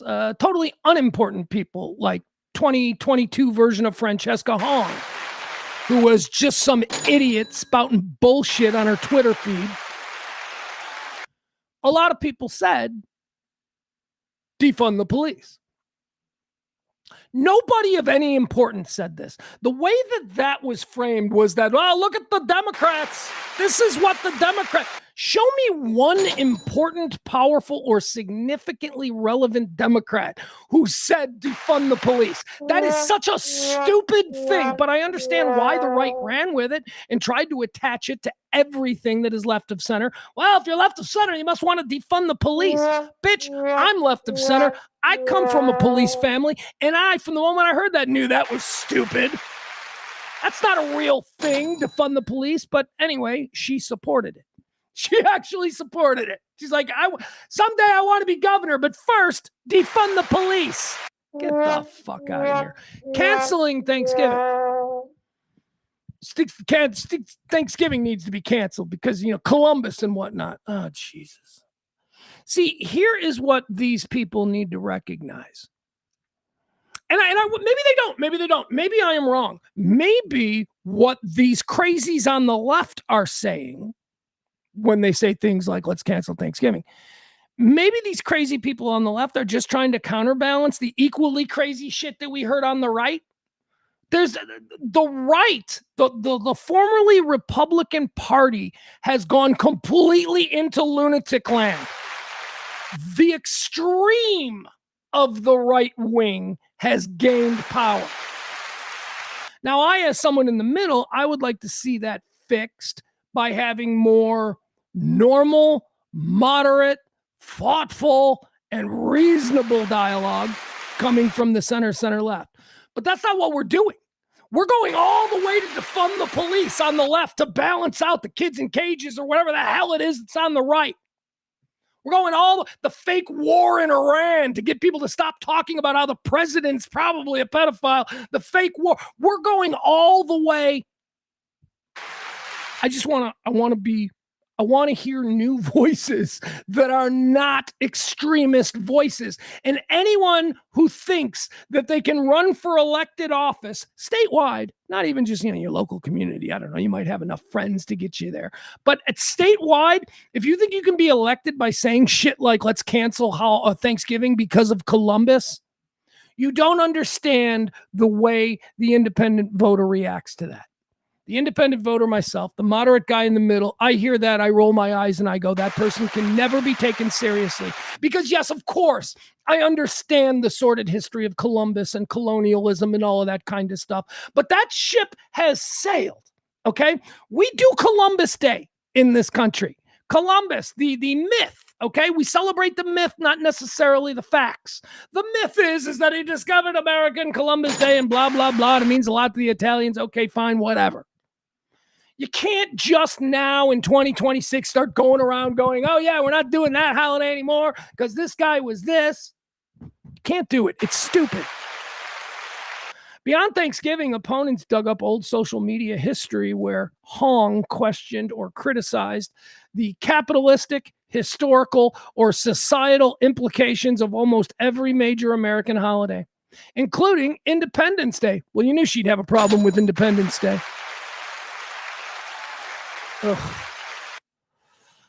Halloween. What's the problem with Halloween? What is the problem with Halloween? Like, I know why, like, crazy right people have a problem with Halloween because it has to do with Jesus and the Bible and Satanism and all that. Like, I get that. But why does Hong Kong Phooey, why does she have a problem with Halloween? They burned witches. What? Shut up. Stop ruining the last day of October for little kids. Halloween's got to go. She says Columbus Day, of course, got to go. Thanksgiving's got to go. Christmas. She doesn't like Christmas. You're not going to get anywhere in America hating Christmas. And that's the other. We don't have a war on Christmas. Remember, that was, Bill O'Reilly started that in like 2005. He laid the groundwork. There's a war on Christmas because some places say season's greetings. You're so dumb. You are so stupid. If you think there's a war on Christmas, you're a stupid person. Hi, that's you. Hi, dummy. There's a war on Christmas because the girl at Starbucks said season's greetings. War on Christmas. Everything I'm about is being attacked. You're a fool. You're a fool. You're a dummy. We don't have time for you. And unfortunately, the era of social media has allowed your stupid voice to be amplified. So now I see it on my scroll every now and again. She also, Hong, the woman who barely lost in Wisconsin, she advocated for the abolishment of the United States Senate. Yeah, in 2021, Hong tweeted a demand to flat out abolish the Senate. How does that work, stupid? What is the process for us to abolish the Senate? Says here she likes government-run grocery stores and state banks. Her economic platform veered far left of standard progressive ideals, advocating for creation of completely state-owned banks and government-run grocery stores. This in order to combat inflation and corporate PACs. Let's try it. You think I give a fuck? I love shopping. Do you know how expensive food is? Food is a necessity. We have to have food. I don't believe that food should be a part of the capitalist system. Well, we've got to charge $7 for a pound of ground beef because, we've got stockholders to answer to. No, screw you. If state-run grocery stores want to start becoming a thing, if state-run grocery stores, maybe not at a profit or whatever, just cover expenses or whatever, I say let's try it. Let's try it. Bye-bye, Kroger. Bye-bye, all of you. Food. We need food. Honestly, in this country, I'm shocked that we haven't been able to commercialize air. I'm surprised that, like in 1940, there wasn't a guy who went, I own the air, and now everybody must pay for my air. Food. It's a necessity. We need it to live. Stop charging like... All right, so I'm okay with that. I'm okay with the idea of trying a different form of grocery store, a different form of food distribution. I'm perfectly fine with that. So there we go. There's one for me. I'm not for the canceling of the holidays that Hong wants to do. By the way, these are not necessarily tenets of the DSA. These are her. These are all things that the woman who almost won the Democratic primary for governor of Wisconsin believes. She wants an AI moratorium. Her signature unique policy proposal was an aggressive moratorium on all new artificial intelligence data center construction. She vowed to strip tech companies of all state tax incentives due to infrastructure and energy strains. I'm fine with that. Oh, I'm fine with that. Oh, don't even. What do you want, the Chinese? I don't care. I'm not going to be afraid of the Chinese, the Russians, the Muslims, the Jews, the blacks, the browns. I'm not going to be afraid of all of this shit anymore. What I do know is that these AI I know that AI is a problem, and I don't have my finger on it yet. I don't know. You know what's interesting about AI? For people my age who are being introduced to life with AI, it is so convenient. It is. Boy, oh boy. That segment that I did at the start of the show, we're going to run through some headlines. You know what that was? That was me going, hey, AI, give me the top 10 biggest news stories in America today. That's it. And then I read all the stories, and then I just kind of spot. That's it. AI. It is so convenient. And I understand how a bunch of us are being seduced into using it. It is easier. But it ain't good. I mean, at the same, it's like heroin. I might try heroin. I'm like, this is fucking great. This feels awesome.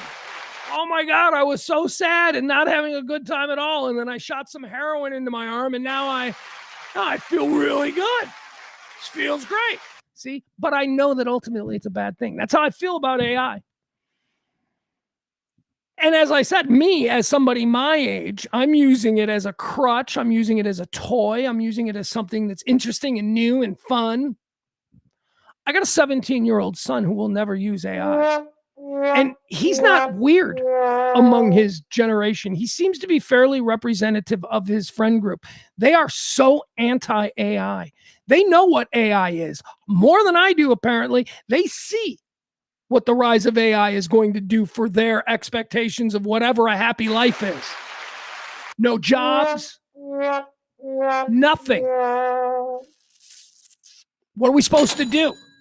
Universal income? Well, can't have that because the right says no, even though they've taken all of our jobs. The job creators have taken all of our jobs. They've given all of their money to tech bros, and the tech bros are now building robots and AI to do all of the jobs that we credited them with creating for all those years. The job creators. You people have been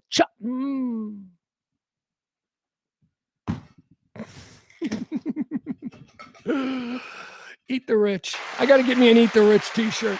Because that is the vibe. I am not like alone here on this hill. I mean, just the rise of the DSA, that certainly does sort of bolster my claim that I am not alone when I say eat the rich. That's where we are moving. We are moving to pitchforks and tiki torches time.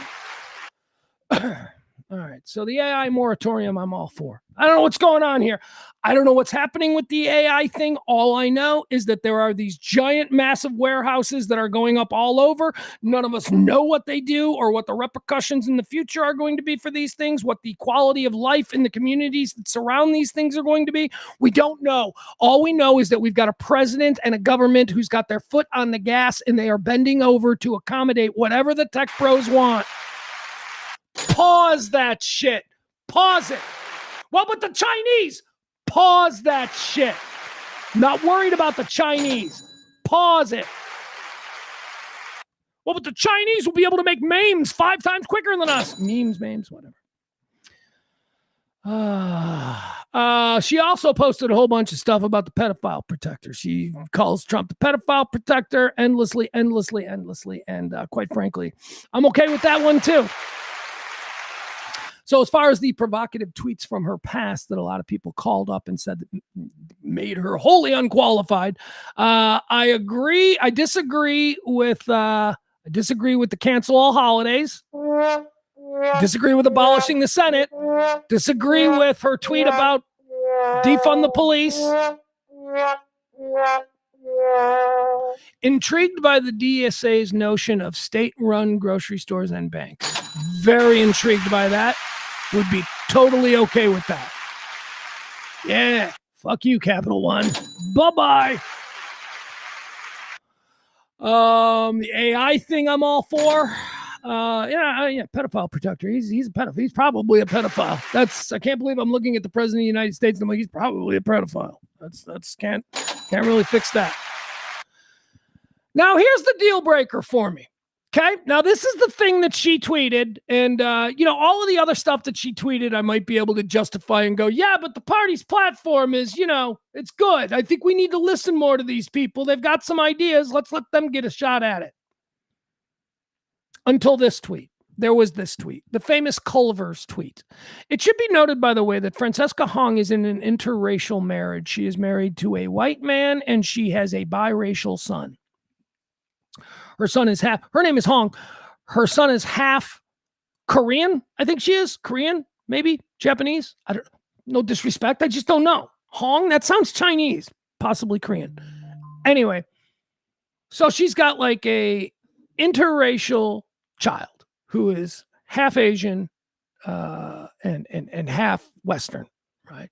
Which, by the way, that's going to be a good-looking kid. That is, to me, that's the best mix. That is the best mix. You cannot show me, well, I don't know about dudes, women. You cannot show me a woman who is half Asian and half Western, half European that isn't gorgeous. That is the gorgeous mix. That's perfection. Oh my God. I dated a girl who was one half Japanese, half Irish. I thought she was the most beautiful woman I'd ever seen. Oh my God. All right. So the pedophile protector, that's the final attack. I mean, so again, they got to change the name for me to ever really consider caucusing with these people. The name's got to change. Are they a legitimate threat from coast to coast? I think they are. I think the DSA movement is a very real thing, judging by the numbers that we saw in Michigan and the turnout that we saw in Wisconsin. Wisconsin, my God, you guys. So we'll see. We'll see as it moves. They got to drop that socialist thing. I don't know if I believe everything that they believe, but I am, and I hope this has been clear over 5 years of us doing this show now. I'm primarily about people snapping out of it and realizing that America isn't broken. Americans are. America does not need to be made great again. Americans need to be made great again. It is us. We are soft. We are pampered. We haven't had a threat or a legitimate enemy since 1990 when the Soviet Union crumbled. And in that time, we have gotten lazy. We have gotten comfortable. We have gotten hateful. We have turned inward. And our anger that we used to reserve for outside things, legitimate threats, or so we were told, the evil Soviet Union, we have turned all of these hatreds into the people of our own communities. That's what we are. America does not need to be made great again, but Americans sure as shit do, because we the people, that's our whole brand. It isn't about pointing at Washington saying that the left is doing this or that the right is doing this. It is about we the people. Generally speaking, and I mentioned this earlier today, we are all unremarkable grains of sand on an endless beach of humanity. That's what you are. That's what I am. Look at a beach. Think of all the individual grains of sand on that beach. You're not going to think twice about kicking a load of sand here or kicking a load of sand there. That's who we are as human beings. We are insignificant grains of sand. The only significance that we hold is to the grain of sand right next to us. Our community. The people, the grain of sand we rub against. We need to start recognizing that. We are wholly insignificant when looked at from a 30,000-foot view. But we are incredibly significant to each other, to the people that we screaming at traffic, right? Fuck you, that's that! to our neighbors across the street who you don't talk to anymore because they put that sign up 4 years ago and I've had it with Lou. We need to start recognizing that nobody cares about us. Nobody cares about us and the great beach of humanity that we're a part of. The only things that care about us and the only things that we should care about are those little grains of sand that make us significant. Our families, our children's, our communities. But we don't care about our communities anymore. I say this all the time. We don't give a shit about our communities because I got friends in North Texas who know everything about Alexandria Ocasio-Cortez. A bullshit congresswoman from New York, from one of the boroughs in New York. Same guy can't tell you who his congressman is there in North Texas. No, not a clue. But they can tell you all about it. Alexandria. We are insignificant. Care about your community. Care about the grain of sand next to you. Stop it. And if we do, I think that this DSA message might resonate even stronger. All right. Don't know what I am. Don't know what I am, but I am listening. As an independent voter, I am absolutely listening and understanding the whole pendulum aspect of all of this. It's going to change. How severely is it going to change? I'd like to moderate that. I'd like it to be just a little bit left. I don't think it needs to go all the way left. But if you're watching what the DSA is doing, you might be worried that that's probably what we're heading to. All right, let's see here. What else do we have? Oh, here's a big story. This is a big local story. Local, I say. For my friends down there in DFW Airport is going to install Muslim foot washing stations. Oh, where's Byron? Byron's losing his shit on this one. Never given it a thought before, but now he's all, where's Barney? Barney hates this. Barney's going to be well, Barney doesn't hate it enough to actually go protest, but.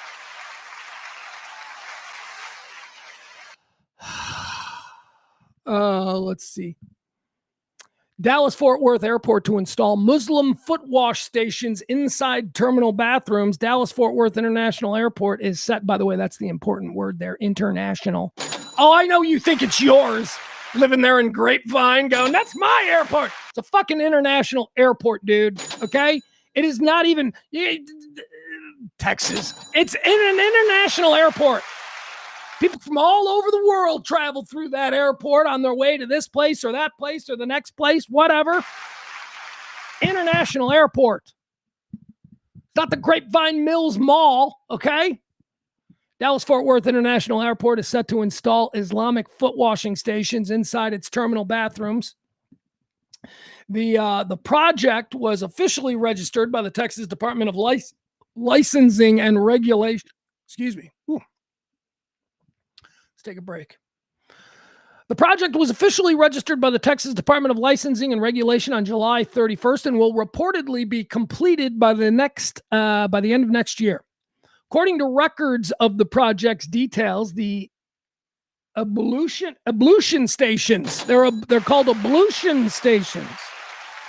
According to records of the project, the ablution stations will be added to existing restrooms in Terminal D in both the men's and women's restrooms. The construction will cost an estimated $300,000.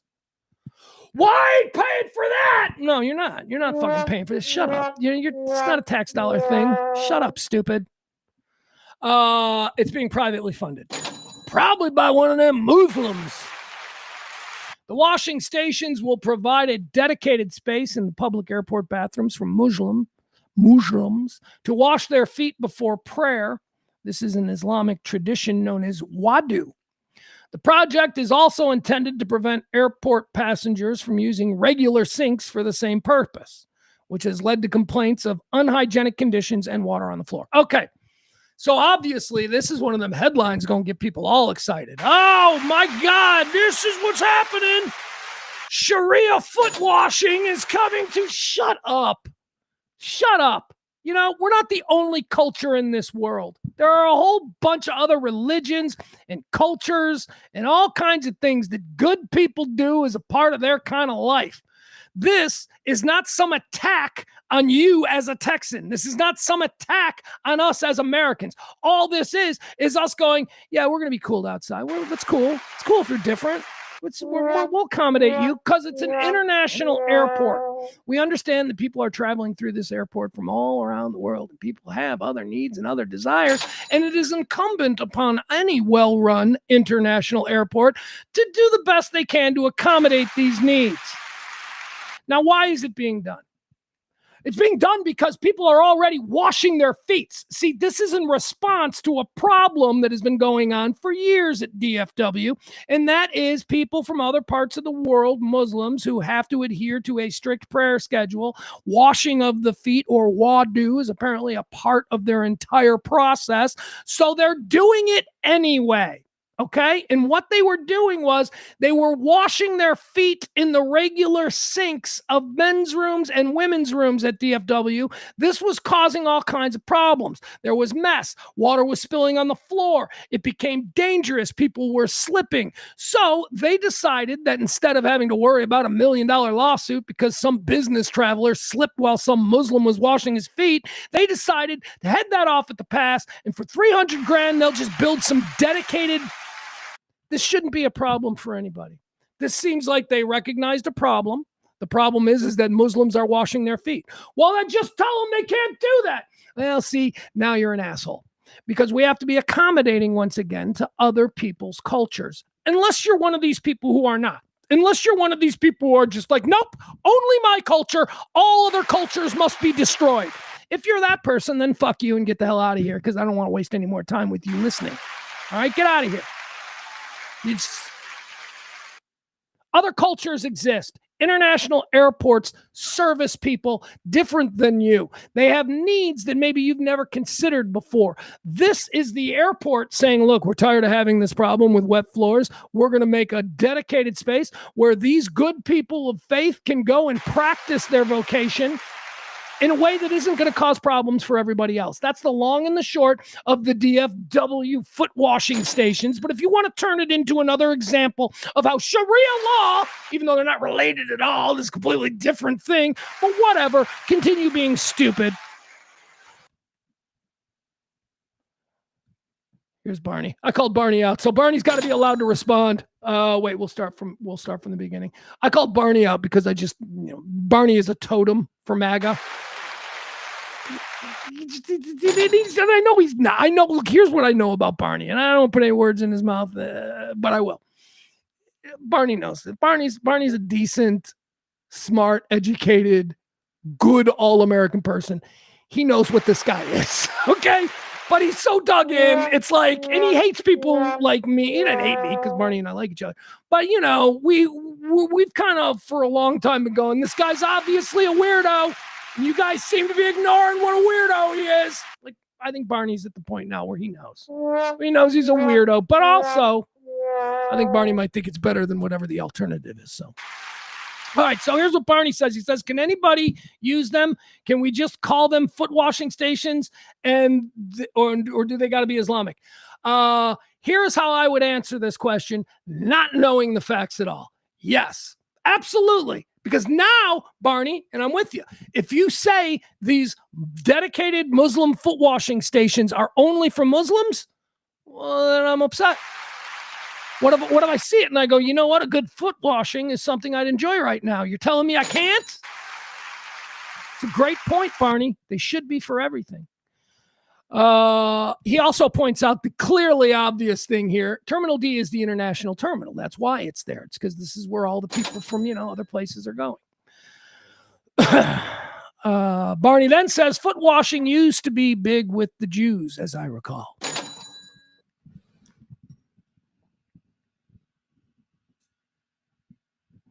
I could probably stand to wash my feet more. Now that I think about it, I had sort of a foot washing incident a couple of days ago in the shower, and I had to wash. I had been walking around barefoot, so the bottoms of my feet were all black, and I made a dedicated point in the shower to make sure that I scrubbed the bottom of my foot.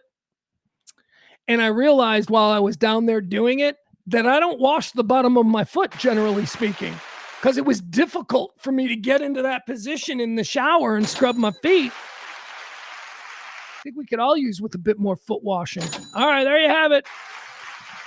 The big scandalous foot washing stations there going in at DFW. How will we survive? Okay, what else do we want to talk about here? Yeah, all right, we'll do it. Here we go. Let's do this right here.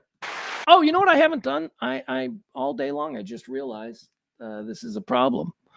We've got our hero scroll. I haven't been doing our hero scroll. Yeah, these are the people who have already gone in and helped this show in the month of August. There's hardly any.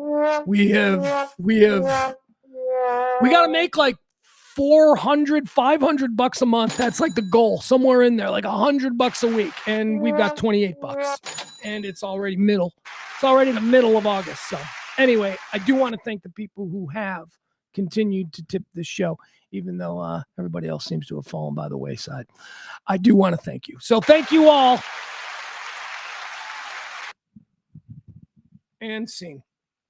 All right, let's talk about the Tupac murder trial. I'm a man in my mid-50s, and I know more about the Tupac murder trial than anyone my age should. Now, maybe it has to do with the fact that it was a pretty big story back at a time when I was in my prime, right? 1996, going back 30 years. 1996, Las Vegas. It was after the Mike Tyson-Bruce Seldon fight at the MGM Grand Garden Arena that Tupac Shakur and Suge Knight hopped in a car and left the arena and then were murdered a couple of blocks away when a car pulled up alongside them and started popping caps, as they say. 30 years. 30 years it has taken to get a trial in the murder of Tupac Shakur. And the trial should start Monday, they're expecting. This past Monday, jury selection began there in Los Angeles. This is the trial of Keith D. Davis. Now, Keith D. Davis, he was a Crips boss. He was a boss in the Crips. If you know anything about South Central, if you love your 90s Cali rap, you know about the Bloods and the Crips. The Crips are blue and the Bloods are red. And Tupac, who... all right, we'll go into what Tupac was, because I don't know if enough people talk about what Tupac is. The image of Tupac versus who Tupac really was as a person are two completely different things. But Tupac was not gang affiliated. Tupac was not a Blood or a Crip. Suge Knight was. Suge Knight was a Blood. He was a pretty high up guy in the Bloods, and Death Row Records seduced Tupac when he went west, and he became, part of Death Row, which was a Blood label. Back to the Crips. The Crips and the Bloods, they've been fighting there in Los Angeles for control of South Central LA for, since probably the Watts riots back there in the 1960s, maybe even before that, I'm not sure. But the stories have been told in hip-hop songs since, the late 80s about the issues going on in South Central Los Angeles. So these are the players. Keith D. Davis, he was a leader of the Crips. Murdered was leader or one of the shot callers, as they call it, for the Bloods, Suge Knight, who ran Death Row Records. So you've got Keith Davis, who is a Crip, and you've got Suge Knight, who is a Blood. Tupac, who was neither, he was from Baltimore. So he grew up in Baltimore. Tupac's entire bio is a lie. Tupac's entire, thug for life. Oh, please. I'll tell you about Tupac. I've done a lot of research on who Tupac actually was. All right, so Tupac's not gang affiliated, but because of the record business and all that kind of stuff, he gets tangled up with Suge, and so now it looks like, at least everybody, that Tupac is a part of the Bloods. All right. Keith Davis, Keith D, if you will, the man who was standing trial in Los Angeles, he's not believed to be the trigger man. That's Orlando Anderson. Orlando Obedi something. He's got a rap name. Anyway, Orlando Anderson is considered to be the shooter, the guy who, when Suge Knight and Tupac were stopped at that stoplight outside the MGM Grand Garden, the car that pulled up next to him was filled with Crips. Orlando Anderson is the man believed to have pointed the gun out the window and fired the fatal shots that killed Tupac and also struck Suge Knight in the head. Orlando Anderson. Orlando Anderson is dead. Orlando Anderson died like 20 years ago in some other gang bullshit, right? So the trigger man is accounted for. What we have now are the people who are in the car. And of the people who are in the car, Keith Davis, Keith D, is considered the shot caller. He is the boss of the Crips who are in the car, who apparently gave the order to do the shooting. Orlando did the shooting. Orlando is dead. Keith has been talking about it for years. Keith has been doing interviews where he's like, yeah, and then Orlando pulled the gun out. And Keith D wrote a book about he got money, where he admitted all of this knowledge and how he was the one who greenlit the killing of Tupac Shakur. And now 30 years later, he's finally going to stand trial for it. So here's what happened. Let me show you, because this is such a crazy story. The murder of Tupac. Okay, let me tell you about Tupac first of all, okay? Can I just tell you about Tupac? Because whatever it is that you think about Tupac, oh, thug! Tupac was a theater kid, people. Tupac was a song and dance man. He went to the high school for performing arts in Baltimore, where he fell in love with Jada Pinkett Smith. She's now Smith then. Yeah, did you know that story? You know the story about Tupac and Jada in high school? They thought he was gay. They called him gay in high school. He was a drama, a theater kid, Tupac, who adopted the role of thug for life. That's who Tupac was. You look into it. He wasn't this guy who, we think he is. Well, Tupac, we had street cred. No, he did not. He did everything that he could to accumulate the perception of street cred. But Tupac was a theater kid raised by intellectuals. Tupac wasn't raised in some tenement by a bunch of his mom was a crack dealer, his dad was a crack dealer in prison, and his mom was a prostitute. No. Tupac was raised by college professors, activists, and intellectuals, and sent to a high school for performing arts because he wanted to be a song and dance man. And then that all coincided with the rise of hip hop, and he had a look, and he had a brand, and he sold it, and people bought it. And it ended up killing him because Tupac got involved with the wrong people. He was unaffiliated, and he started to go around like he was a blood, and the Crips didn't like that. Tupac was not a blood, yet here he is out there representing death row, rolling with Suge Knight, and it was a problem. Now, that's not enough to get you killed, really. It's just enough to get people to go, oh, that guy's a phony. What got Tupac killed? So we've seen this video. After the Tyson fight, after the Tyson-Bruce Seldon fight there at the MGM Grand Garden Arena, we've seen over the years the closed circuit video of the brawl that occurred there in the casino. As people were coming out of the Tyson fight, people got sideways and a big brawl broke out. We know that Tupac and Tupac's entourage were involved in this brawl. We also know now that Keith D. Davis, the man standing trial 30 years later, starting on Monday, we believe, for the murder of Tupac, was also involved in this. So let me show you. Let's watch the MGM. This is the closed circuit from the MGM fight, because this is integral to what would happen in the hours following this, okay? They don't want us to know. Once again, this was 1996, September of 1996. Mike Tyson fought at the MGM Grand Garden Arena. He defeated Bruce Seldon, big, as whenever Tyson would fight, big celebrity outpouring. So this is closed circuit video. Oh, geez, Louise, I did it again. All right, here we go. So this is closed circuit video from the MGM Grand Garden. We're not going to watch all of it. It's very long, but I will show you some key points here. Okay. We don't need the music for effect.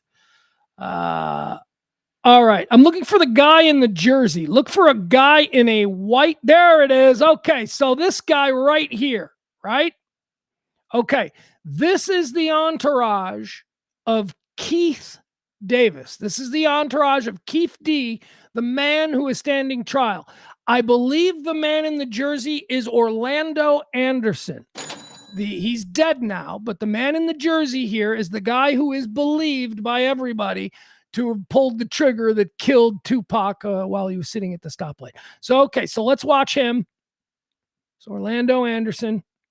Is he wearing a Dan Marino jersey? Is that a Miami Dolphins Dan Marino jersey?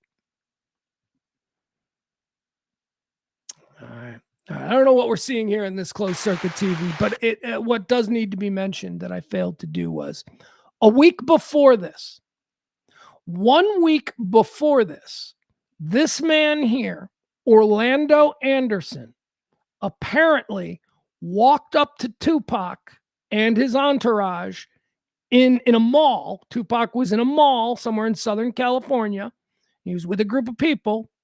And this guy, Anthony Anderson, who is a card-carrying member of the Crips street gang in Los Angeles, at the mall, walked up to Tupac 1 week before this and snatched the chain from around his neck. Just walked up and snatched it. Why did he feel he could do that? Because of what I told you before. Tupac wasn't respected. He was seen as a poser. He was seen as a guy who was not either a Crip or a Blood, but was somehow caucusing with the Bloods. So this Crip saw him at the mall, Orlando Anderson, and went, you know what? I'm going to bitch that little punk.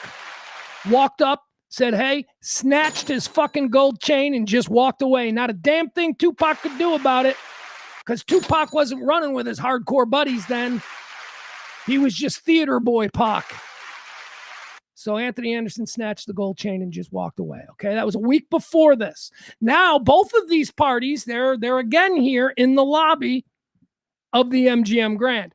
This is why the fight started, because Tupac is now no longer at the mall with his other theater friends, unable to defend himself from the scary Crip who snatched his chain.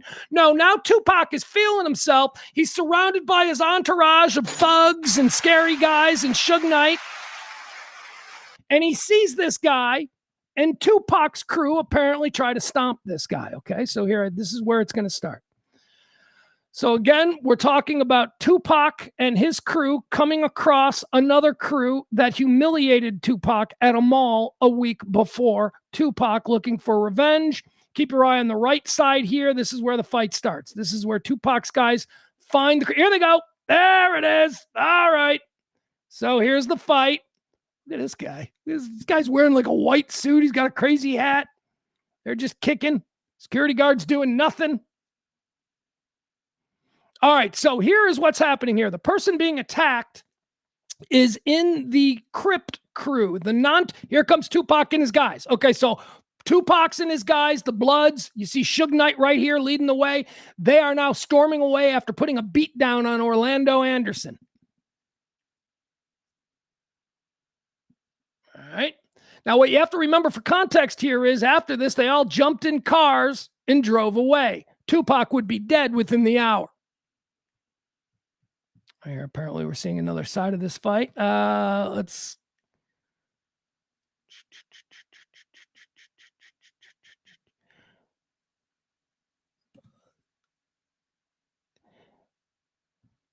All right, so I don't know what we're looking at here, but anyway, you understand what was going on, right? Okay, so to set the stage for you, a week prior, Tupac got clowned at the mall and got a gold chain snatched, called a poser by the actual Crip.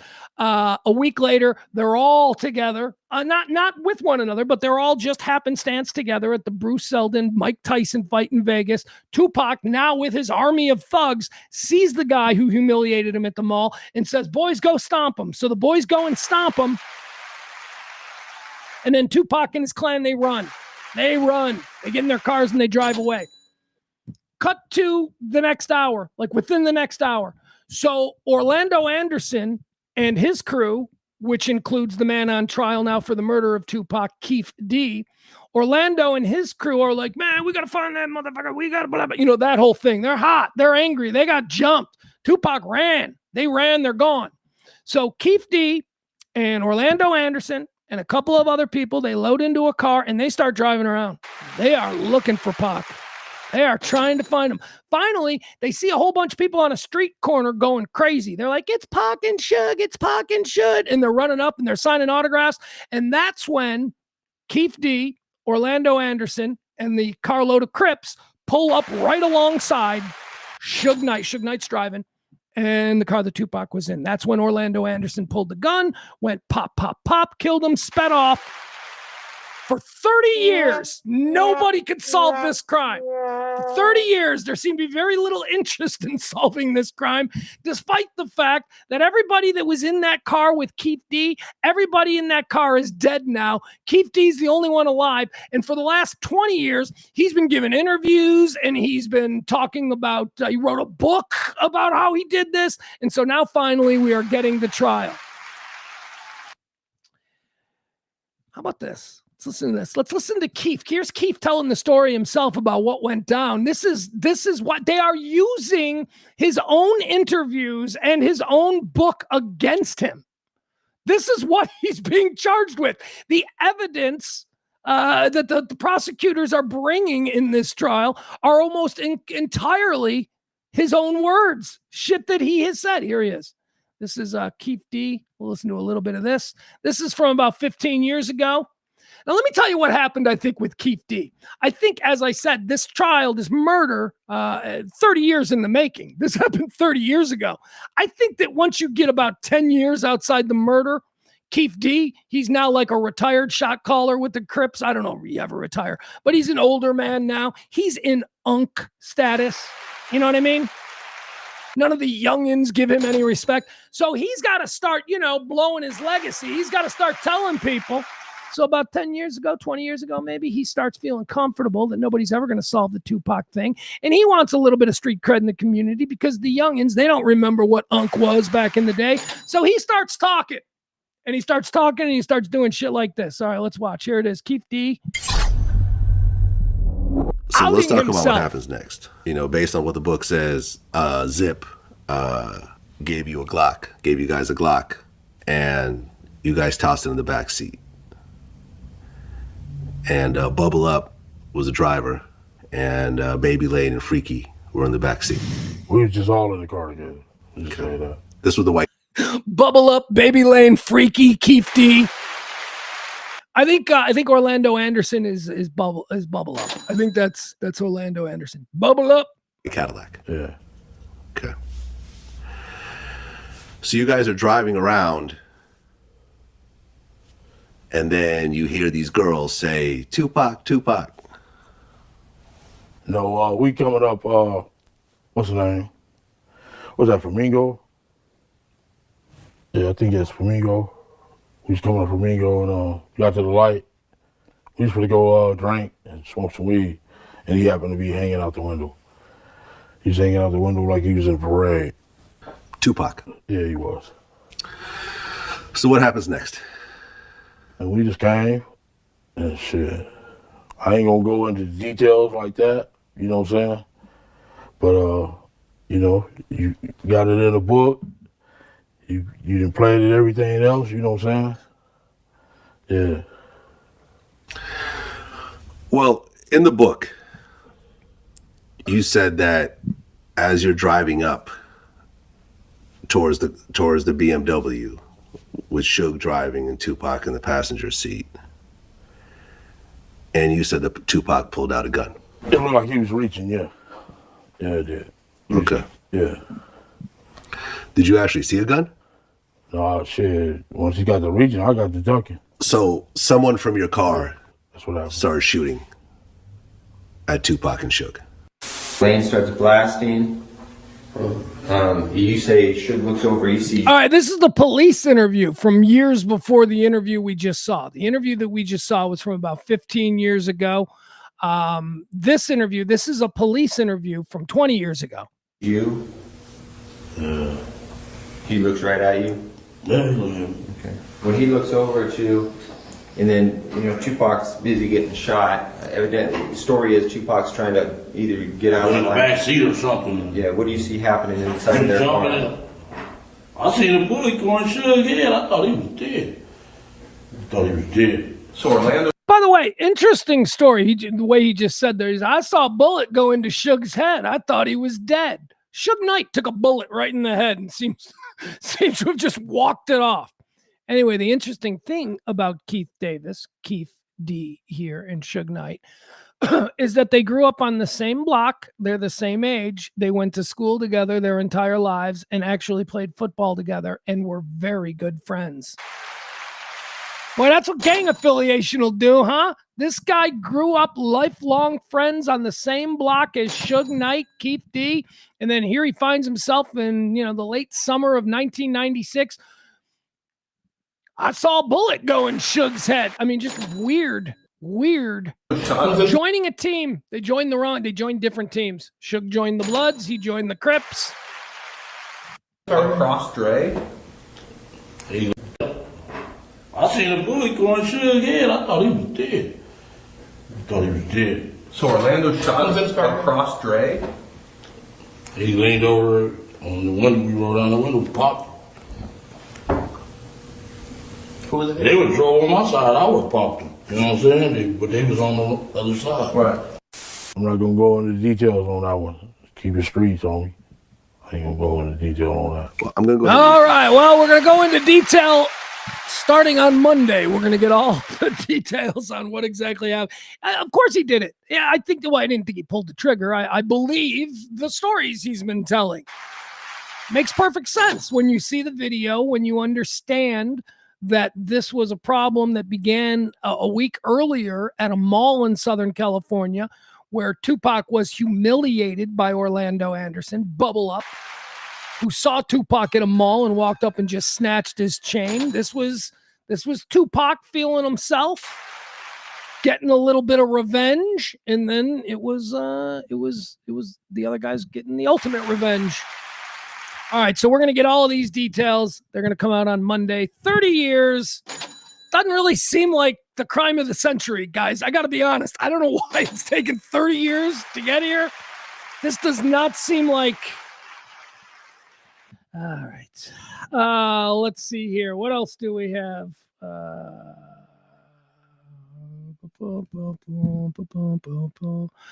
Barney says most gangster rappers were AV nerds. Looking at you, Dr. Dre. Yeah. I mean, I don't know. I can't really speak to, the last 25 years or so. But the first people, the first hip hop guys, the icons of early hip hop were all dorks. They were nerds who were like in their bedrooms doing something, not hanging out with the rest of the guys, just being weird dorks. Cool. And it turns out they weren't dorks because they were doing something totally cool. The rest of us were dorks, but you're not too far off. A lot of people like in rock bands and stuff like that, not necessarily musicians, but frontmen in bands, garage bands, local bands, whatever it is, and hip hop MCs. A lot of these people come from artistic and creative backgrounds. Like the lead singer of the band, he's almost always a theater kid. Like, yeah, they just enjoy, performing and all that kind of stuff. And hip hop guys like Tupac, Dre. I don't know that Dre got good grades. Dre was like a straight A student, so he was kind of a nerd in some way. Trying to think of some of the other guys. Tupac, definitely a nerd. I don't think Snoop was a nerd. I think Snoop was always cool. I think Snoop was just organic. I think he just became a thing. I don't know. celebrity, stardom, whatever you're famous for, your brand, that's almost always concocted. I don't care if you're a hip hop guy or Keith Richards or whatever your brand is, it's almost always amplified to a cartoonish level. What's AV? Hold on. AV is the audio visual club for you young folk. Think Lucas from Stranger Things. Did you feel the need that you had to explain that, Barney? I mean, I don't know. I mean, because I'm looking, I get why you did. I'm like, holy shit, there's no such thing as AV clubs anymore. High schools used to have, AV clubs. It's the tech nerds before computers and stuff. It was the guy who could, hook up the VCR in class. That's what the AV, that's what tech bros were from our era. That's what we remember. All right, Mike checking back in. Mike's back. Mike's back. Checking back in. All right, Mike, you're accounted for.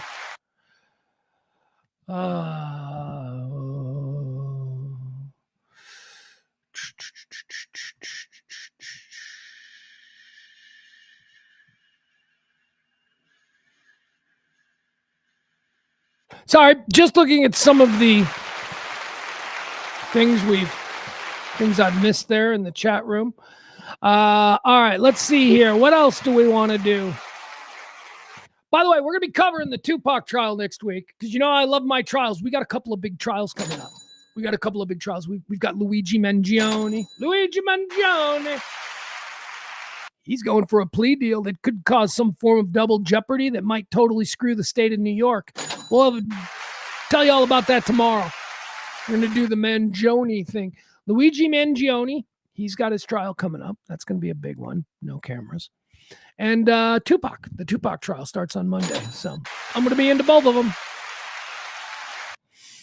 All right, let's do this next segment here. Let's get into some of the staples of every show. Let's do what we call Dick of the Day. Used to be Douche of the Day, but now it is Dick of the Day. This is a person out there being a dick, and I'm going to call him out. Today's Dick of the Day, Anthony Anderson. Anthony Anderson just gutted Trump last night on Jimmy Kimmel. Jimmy Kimmel's taking a break. And Anthony Anderson, he, of course, beloved, highly employable, constantly working. I mean, just like the default guy to host anything in Hollywood because he's great. Anthony Anderson filled in for Jimmy Kimmel. And he went after Trump. That's right. In Kimmel show fashion, Anthony Anderson went after Trump. Let's play this here. This is, oh no. Sorry, guys. This is going to take a minute here. I forgot what website I was using for this piece of video, and it's a terrible website.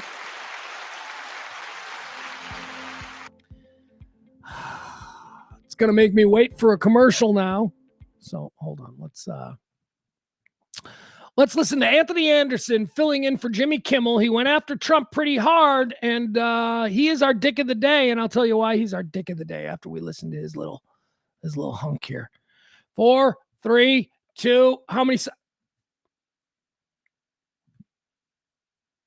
Hold on. All right, here we go. Although no state is going to be good to live in if these temperatures keep going up. Yeah, right? According to climate experts, July was the hottest month in America in more than 130 years. But don't take their word for it. Just ask this sweaty pumpkin.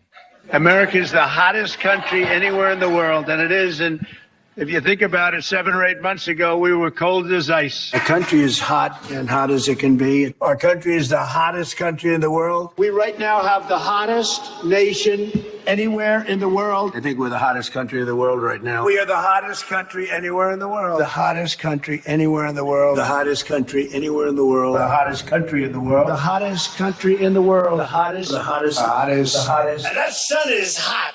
I'll tell you. Well, all I have to say is wait till he gets to hell.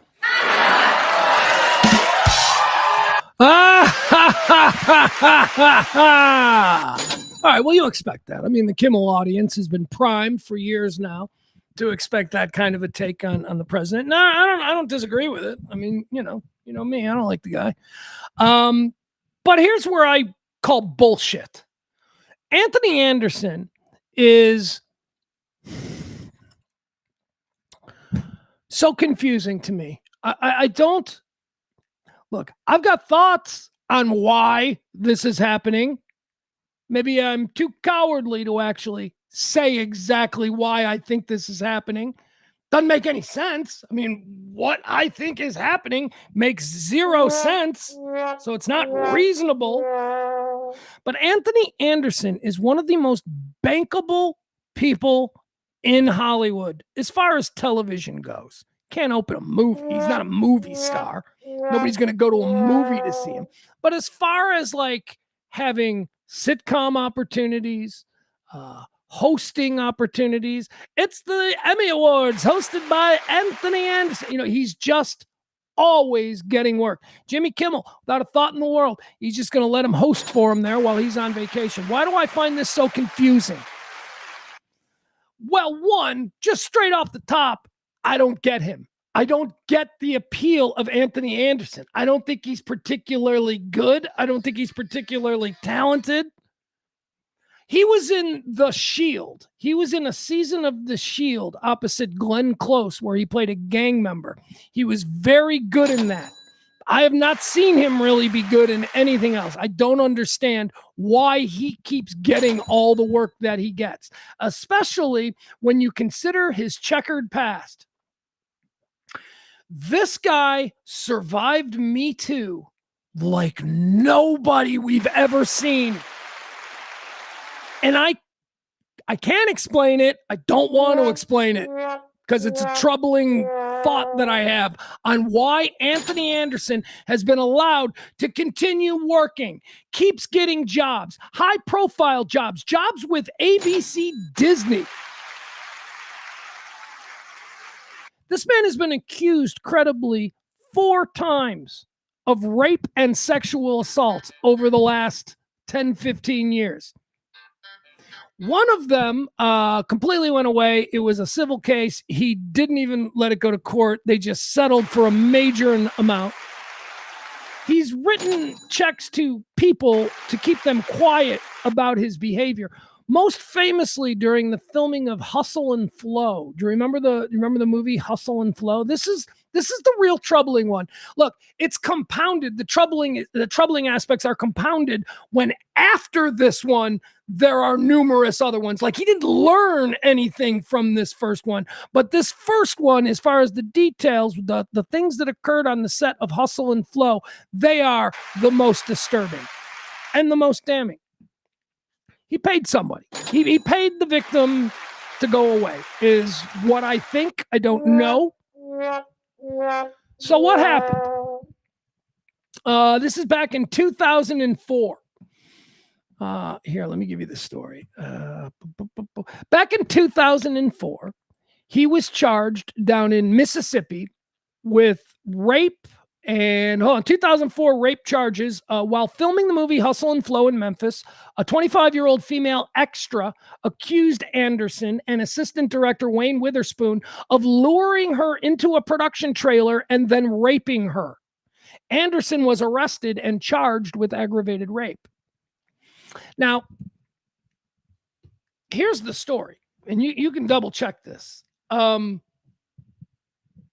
Multiple witnesses on the set of Hustle and Flow told police and testified to police that they saw her running naked and screaming hysterically from the trailer.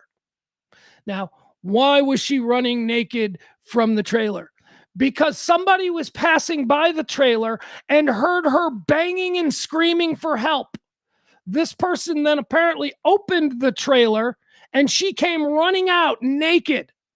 Inside the trailer was Anthony Anderson and assistant director Wayne Witherspoon. She was immediately taken to a hospital. An ambulance was called. She was taken to a hospital. She was given a rape kit. Police then interviewed people and arrested Anthony Anderson on the rape of this woman. Judge in Mississippi threw it out because apparently the victim didn't. I don't know. This is all speculation.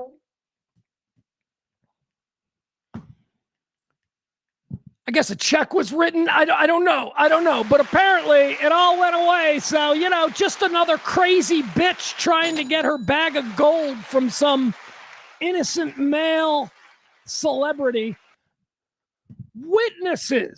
Multiple witnesses watched her. One witness in particular had to let her out of the trailer because she was banging and screaming, "Let me out, let me out." When the door pops open, she emerges naked, hysterical, running. They calm her down. They call an ambulance. She goes to the hospital. A rape kit is administered. She claims that she was raped by Anthony Anderson and Assistant Director Wayne Witherspoon. Now, the judge in Mississippi, he dropped all the charges because there was nothing to go forward with because the victim was like, never showed up. There was a civil lawsuit later that same year, it says a different woman, a second woman filed by the way, this is 2004 too. So don't get yourself all twisted defending Anthony Anderson, thinking that this happened during the height of Me Too. And that, women were just coming forward looking for a payday. This was in 2004. These are multiple charges in 2004. Allegations. I shouldn't say charges. Charges suggest authorities are involved. Allegations. A different woman filed a civil lawsuit again in 2004 against Anderson, alleging sexual assault on the set of his short-lived canceled television series, All About the Andersons. He raped a woman on Hustle and Flow, but that story went away. So ABC Disney went, let's give you a family-friendly sitcom, All About the Anderson. That show sucked. That show got canceled. Another woman comes forward and says, hey, he also tried to rape me. And then ABC Disney responds with, hey, let's give him Blackish. Let's give him another show. Everybody likes this. He's America's favorite rapist. Let's see here. A different woman filed a civil lawsuit again in 2004 against Anderson, alleging sexual assault on the set of his short-lived canceled television series, All About the Andersons. The lawsuit alleged that Anderson made suggestive comments and grabbed her genitals. This was a civil suit, and it went away rather quickly. Let's fast forward to the Me Too time, right? Because this is when you would think that, if he got accused during Me Too for something completely different, or maybe they brought back the 2004 allegations in Me Too, well, that certainly should have stuck. No, didn't. Nothing stuck. Back in 2018, there was a Los Angeles Police Department investigation. A woman who catered an event for Anderson filed a report with the LAPD claiming that he assaulted her during a follow-up meeting to discuss future business opportunities. Why his career has remained intact is a question Hollywood insiders have been asking for years. That I am asking this.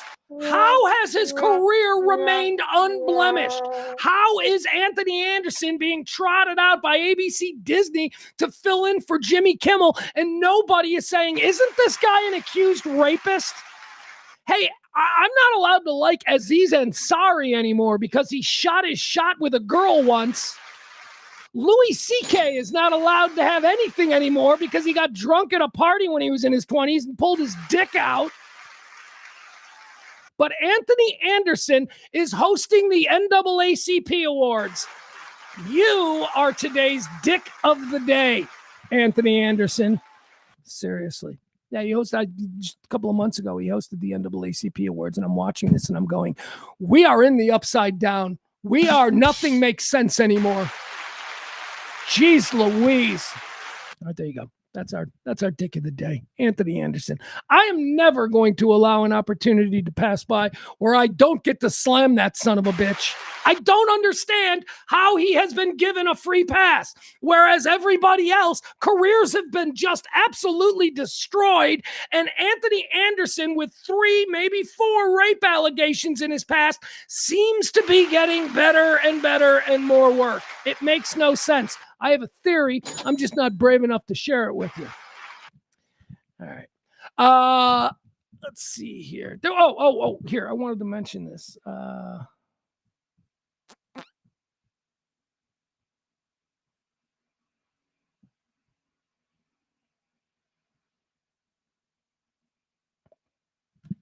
Okay, so let's get into this because this is weirdness, and I love Maddie, but this is weirdness. She says, I see we're laboring under the delusion that patriarchal society gives a shit about the rape of women. Yeah, we did. For about 4 years there during Me Too, we destroyed a whole bunch of people's careers based on nothing more than allegations. And I'm not saying that all of that wasn't deserved. A lot of them are quite clearly bad actors and terrible people, and their comeuppance came no sooner than we could have wanted. But there were a lot of people, a lot of men who did very minor things that in the shock jock era of American society weren't considered damnable offenses, okay? And a lot of people were run up the flagpole, careers destroyed, but Anthony Anderson's wasn't. So, I mean, I see what you're saying here. You're like, I see we are laboring under the delusion that patriarchal society gives a shit about rape of women. Well, they do. They certainly did, which is why I can't understand why this guy has been given a pass. You seem to be suggesting that all guys who are accused of rape seem to get away with it. And I'm telling you that ain't the case. And that's why we're talking about Anthony Anderson, because he is the exception who seems to have gotten away with it without nobody even talks about this but me. Nobody. He just keeps getting work. And your aunt, God love her, I like him. He's one of the good ones. So I don't know. I don't know what Maddie's getting into. Okay. Give me another. Give me another guy whose career has improved exponentially in the Me Too era, despite having 3 legitimate rape accusations against him. Please, Maddie, you're saying that I am wrong and that Anthony Anderson is not the exception. Please give me another. You know, there's one.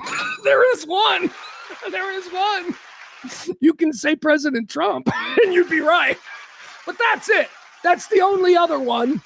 That's it. President Trump and Anthony Anderson, they're the only ones who have seemed to have gotten more popular despite having a well-documented history of being a sex pest, a rapist. Let's just call him a rapist. All right, there we go. All right, let's see here. What else do I want to talk about today? I want to get to this one finally because I love this, and it'll roll us into our 3 videos and the end of the show.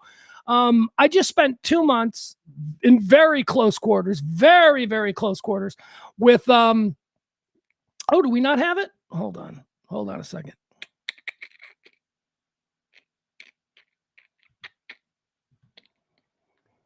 I can't believe it. Did I lose my little, I wanted to do my whole... All right. I guess we'll just, yeah. All right. Hold on.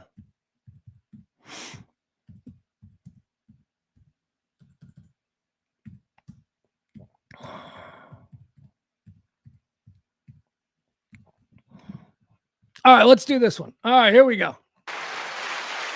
I've been wanting to do this because I thought this was really interesting. I found this article that tries to explain the different generations that are currently making up American society. Different outlooks, different eras. We matriculated in different ways and different times with different fears and different hopes and different dreams. The world changes, people change, generations are different from one another. I've just spent 2 months with somebody who is a fine representative, if you will, of Gen Z. I am Gen X. My mother is a boomer. I have friends who are millennials. My grandparents were the greatest generation. Okay, so those, and I don't know any alphas. I guess I know some Gen Alphas, but they're little kids, so I don't pay attention to them. Right? I don't have a Gen Alpha. I've got a Gen Z. So, all right.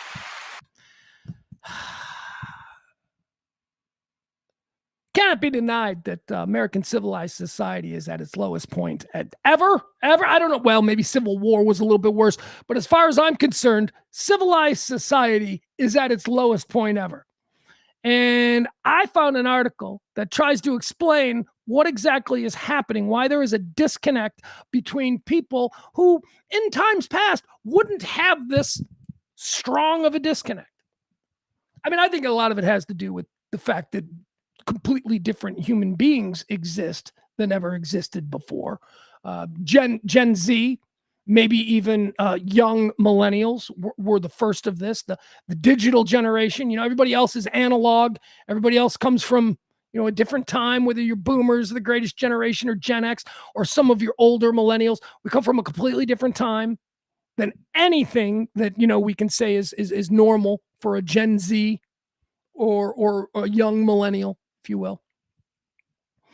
I always say that when I was, 6 years old and there was nothing to watch on TV, I would watch shit at 6 years old. I would watch shit like Lou Grant. I would watch Rich Man, Poor Man, which was like a very adult miniseries from the 1970s. And I'm 6 years old and I'm watching this shit because there's nothing else to watch. I don't have a million channels. I got 3 channels. Yeah. So I'm watching Rich Man, Poor Man. At least it's the story. And at 6 years old, I was made aware of, the struggles of divorce and infidelity and cheating on your wife and, all of that stuff. Not by choice, just by osmosis, because it was on, because I was there and I was exposed to it. We have generations now that will never experience anything like that. They won't learn something just because it was there and it was on and they watched it, because everything for these generations are now on demand. Like, we used to look forward to Saturday mornings. Like, you'd be like Thursday, it's like Thursday. I'm 10 years old and I'm like, oh man, I can't wait for Captain Planet on Saturday morning. Right? So we did. We waited. And in the meantime, we came home from school and we watched news or whatever. The ABC afternoon movie, which was Rich Man, Poor Man.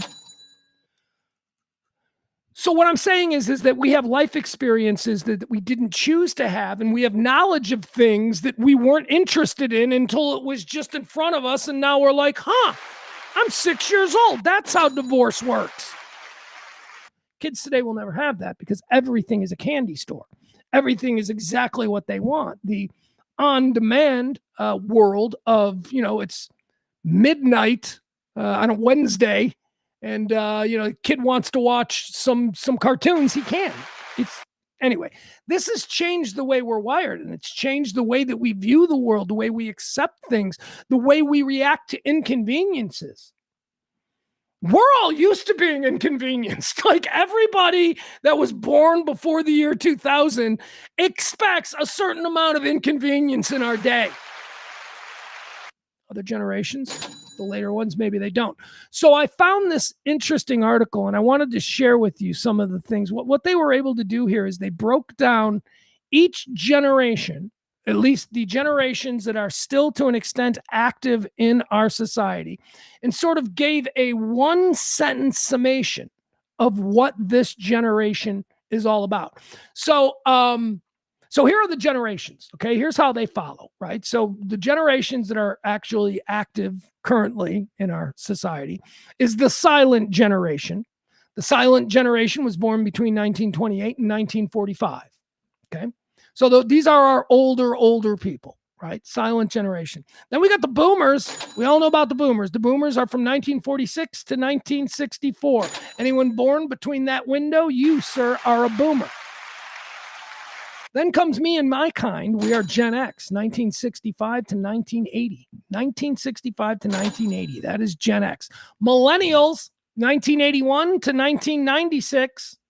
Gen Z, 1997 to 2012.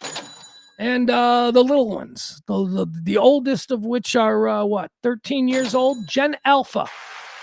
Gen Alpha, 2013 to 2025. Okay, so these are the generations and the groups of people that make up current American civilized society. Now, what are the silent generation about? Silent generation, 1928 to 1945. These are the people who went through the Depression. They defeated Hitler. They basically are responsible for the Cold War. That's who these people are.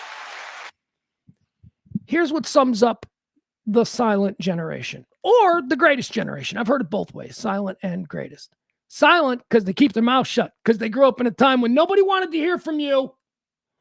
Silent generation, they followed the rules, they kept their heads down, and they built America quietly. That's the silent generation. Following rules, keeping your head down, don't draw attention to yourself, and just do the work that made America the greatest country on earth. That's the silent generation, 1928 to 1945.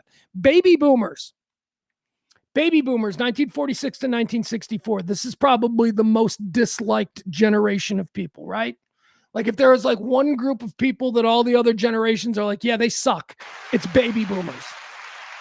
And a lot of it has to do with the fact that the baby boomers, especially for someone like me, Gen X, when I was coming of age, when I was matriculating, I was force-fed endless bullshit about how pious and decent the baby boomers were, how they took to the streets and they tried to change the world and make it a better place. And then the 80s and cocaine came and they all turned into fucking monsters. That's the reputation of the baby boomers. Good people. These are the people who raised us. We love them on a one-on-one basis. But as a generation, these are the people who bought their home for $40,000 in 1986, and now it's sold for $4 million. The last generation that will ever have that, the baby boomers, the children of the silent generation, the children of the World War II people, the baby boomers are the last generation that will ever have the American promise fulfilled with the American dream. That's it. They're the last ones. Baby boomers, 1946, 1964. And I think that's the reason that a lot of people are angry at the baby boomers, especially millennials. See, Gen X, we don't really hate the baby boomers. We're sort of like the baby boomer interpreters for millennials, because we Gen X, the baby boomers were our parents and we love them. And yes, we know their generation as a whole was awful. I mean, just the worst. They made every bad decision. Anyway, they destroyed this country. Anyway, but we Gen Xers, we love them because they're our parents. And we know that one-on-one, they're good people. But as a whole, they're awful. So this brings us to Gen X, 1965 to 1980. We came up under the baby boomers. We saw the baby boomers. The baby boomers, by the way, were a massive generation, huge. These were the babies that were born when we won the war. We came home. The suburbs exploded with new babies. The baby boom. And then they had Gen X. Baby boomers had Gen X. Gen X, smallest generation. We are the tiniest of the generations between 1965 and 1980. We're on the heel of the big baby boom. Gen X, why are we?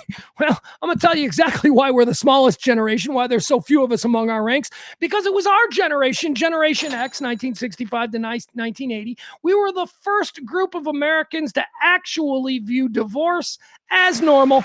It's just normal. Half of our Gen X families were destroyed by divorce between 1970 and 1990. Every one of them. Divorce and what is the other reason? Didn't want to go here. Gen X is also the generation that had untold numbers of our peoples aborted. We were the abortion generation. Yeah, the baby boomers who all got pregnant during the summer of love, they ended up aborting half of our generation. Smaller families, single mothers, that whole thing, all of those things contributed to Gen X. My generation, 1965 to 1980, the smallest of the generations. What is it about Gen X? If we learn that the baby boomers lived large, bought everything, and are now, we didn't do that. Yeah, baby boomers, they lived large, they bought everything, and now they're gatekeeping everything. That's the boomers. Gen X is trusts no one, complains never, and secretly runs the world. I disagree with that. All right, so let's follow up these one-sentence diagnoses or explainers on the generations. Silent generation, 1928 to 1945, followed the rules, kept their heads down, and built America quietly. Baby boomers, 1946 to 1964, lived large, bought everything, now gatekeeping everything. That's boomers.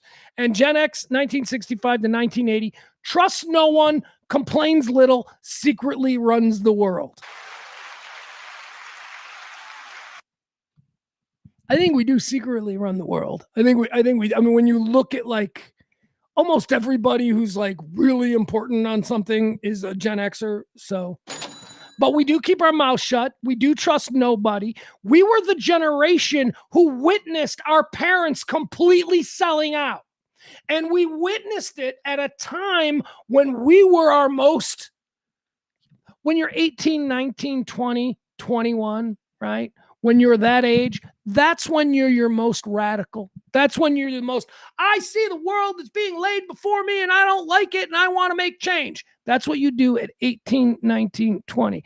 What was Gen X sort of viewing from their parents around that time? Well, it's the mid 80s. It's the late 80s, maybe early 90s. And we saw our baby boomer parents just completely go yuppie scum. They just became yuppie scumbag. All of these things about the Woodstock generation and free love and decency and end all wars and peace and all that, it was all fucking bullshit. They turned right in front of our eyes. Gen X, we watched our parents. I, as a kid, had a hippie mom. Well, my mom was always cool. But my point is this. My point is, we watched our parents go from hippies to Wall Street bros. So that's why we trust no one. And as far as Gen X complaining little, I mean, who's going to listen? Nobody gives a shit to us. We were latchkey kids. Nobody listened to us when we were 10 years old. What, they're going to listen now? Shut up. We'll just do our thing. All right, that's the third generation that is occupying society. Let's talk about the fourth one, millennials. A whole bunch of you are millennials, 1981 to 1996. It says here, millennials chased purpose, got burnout, still pretending they're okay. Millennials are an interesting generation in that millennials is the generation that people tried to fix the mistakes of Gen X. Gen X, we're first generation divorced kids. It's like, yeah, we don't need home care for kids, right? They can just, mom can be at work. They can come home to an empty house. They just wear a little key around their neck. That'll be fine. Well, we got cereal at home. They can sit in front of the TV and eat cereal. Wait for mom to come back, from her 9 to 5. That's who we were, Gen X. Ain't nobody gave a fuck about us. They were practicing. Yeah, well, what happened if kids didn't have parents? Let's see if they can raise themselves. That's who we were. We overcorrected with millennials. The helicopter parent came in. People looked at the way the previous generation had come up and went, we're not going to do that. We're going to overhover. We're going to give participation trophies and teach them about their feelings and all that stuff. All things that at the time we probably mocked. They're probably good things, though. I don't know. I don't know if somebody from the silent generation who, woke up on a Sunday morning in Hawaii to view Pearl Harbor on his front doorstep. I don't know if that guy's going to be like, you need to be in touch with your feelings. But whatever. People evolve. I'm going to just come out and say it. Millennials are kind of pussies. They're kind of pussies, but especially when you compare it to the way Gen X kind of has a mindset, millennials are pussies. They're soft. All right. Millennials chased purpose, got burnout, still pretending they're fine. The fifth group, Gen Z. Gen Z, I've got a 17-year-old son. He is a card-carrying member of Gen Z. Gen Z questions everything, trusts nothing, and feels everything. That is 100% dead on, as far as I've been able to observe of my son. Gen Z questions everything because everything's a lie and a manipulation. They understand this now. Maybe we were too trusting. Maybe the millennials, the Gen Xers, and the baby boomers or whatever. Maybe we were too trusting when somebody said something, somebody in a position of authority. Maybe we just went with that as fact. Gen Z doesn't do that. Gen Z trusts nothing. Gen Z is all about fact checking in real time, and that's not exactly true. And Gen Z trusts nothing. From a very, or probably the earliest age of any of the generations, they looked at the world and went, oh, this is bullshit. And it might have to do with their access to the outside world. We trusted things because we had no way to not trust them. These kids today, they hear something, they distrust it, they go on the internet, and they find a million different things that'll tell them why this is nonsense. Gen Z, 1997 to 2012, they question everything, they trust nothing, and they feel everything. This brings us to Gen Alpha. These are the little babies running around, 2013 to 2025, 13-year-old. That is the oldest of Gen Alpha. It says here they were born with iPads and raised by YouTube. Their future is unknown. Yeah. All right, one more time. I'm going to run down these, okay? These are the I thought these were all just really terrific one-sentence breakdowns, although some of them are a bit simplistic. Silent generation. They followed the rules. They kept their heads down, and they built America quietly. Baby boomers. They lived large. They bought everything, and they're now gatekeeping everything. Gen X. Hey, that's me. We trust no one. We complain very little, and we secretly run the world. Maybe. Millennials. Chased purpose, got burnout, and are currently still pretending they're fine. Gen Z questions everything, trusts nothing, feels everything. Well, I got to stop down on that again. I really think that one nails my kid. Trust Gen Z questions everything. Like you can't everything is questioned. The news, they sit there and they watch the news. We used to watch the news, like 1987. I would watch the news, and then I would go to somebody and I would say, hey, do you want to hear a fact that's true? And I would tell them what I just learned on the news. That's not how Gen Z looks at the news. My kid sits and watches, CNN with me, and he just doesn't believe any of it. It's a different way of, being informed. And then Gen Alpha, it says Gen Alpha, born with iPads, raised by YouTube, their future is unknown.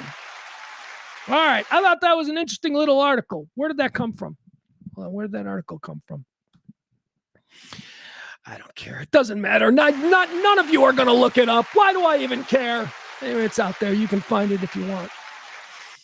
Let's see here. One more time. What do we got here? Let's do videos. Yeah, let's do that. All right. 1, 2, 3 videos. 3 pieces of viral video that I've seen circulating that I wanted to share with you because they're fun. Let's talk about them. They're fun. Here we go. The first one, 3 video. Okay. I like this one because I've got some thoughts. Let's watch it. This is a guy who is, he's challenged himself. For some reason, I have no idea why he would do this, but he has challenged himself to eat nothing but Chinese buffets for ever. I don't know. He's doing it for a while. So here he is. Look at him. Look at that place. What's that say? Asian buffet. We all know these places. We all know. I know them because of Texas. We don't really have these here.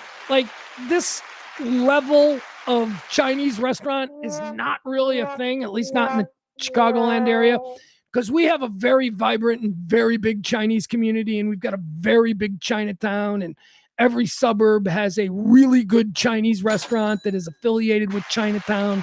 So we don't have these weird fly-by-night Chinese buffets. But man, in Texas, they did. I went to a couple. My buddy Wayne was way into them. And I went to one of these Chinese buffets, these all-you-can-eat buffets with him once. And I remember looking at this food going, this is fucking prison food. What Are you insane? All right, so here we go. This hero, he says he's got a 64-day. He's got 64 days, and all he's going to do for 64 days is eat at Chinese buffet restaurants. Let's check on him and see how it's going. 64 of eating at every Chinese buffet I can until I get food poisoning. And today we're at the Asian buffet in Lima, Ohio. And this one has 2.5 stars on Yelp. They're delivering with that DoorDash. This buffet cost me $31. $31. $31. Okay. It's a lot of money. That's a lot of money, man. Okay. All right. Come on, get to For some. 2 people. We got that quality taco. I'm gonna need a referee. Okay. Okay, I don't know what that is. That's that ain't a taco. On this to make sure this is a taco. Look at the color orange on that macaroni. That is just Anything, it looked like a miniature burrito. Is this regulation, you think? This is awful. That burrito was sweet. It had no beef in it. I have no clue what's in there. Like crab or something? Like crab and bread? It's horrible. Crab rangoons. I'm familiar with this shape, but they don't look filled. We'll see if we're gooning, boys.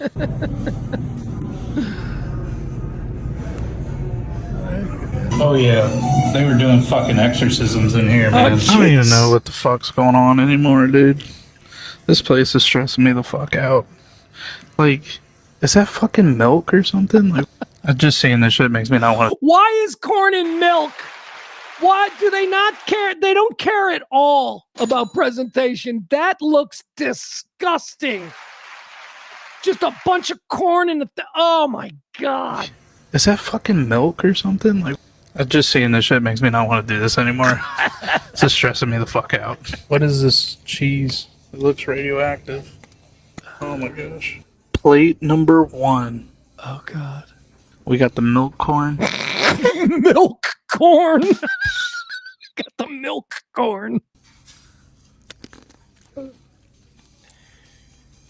It just needs to be cooked a little longer. It's very sweet. Well, I got this crab rangoon.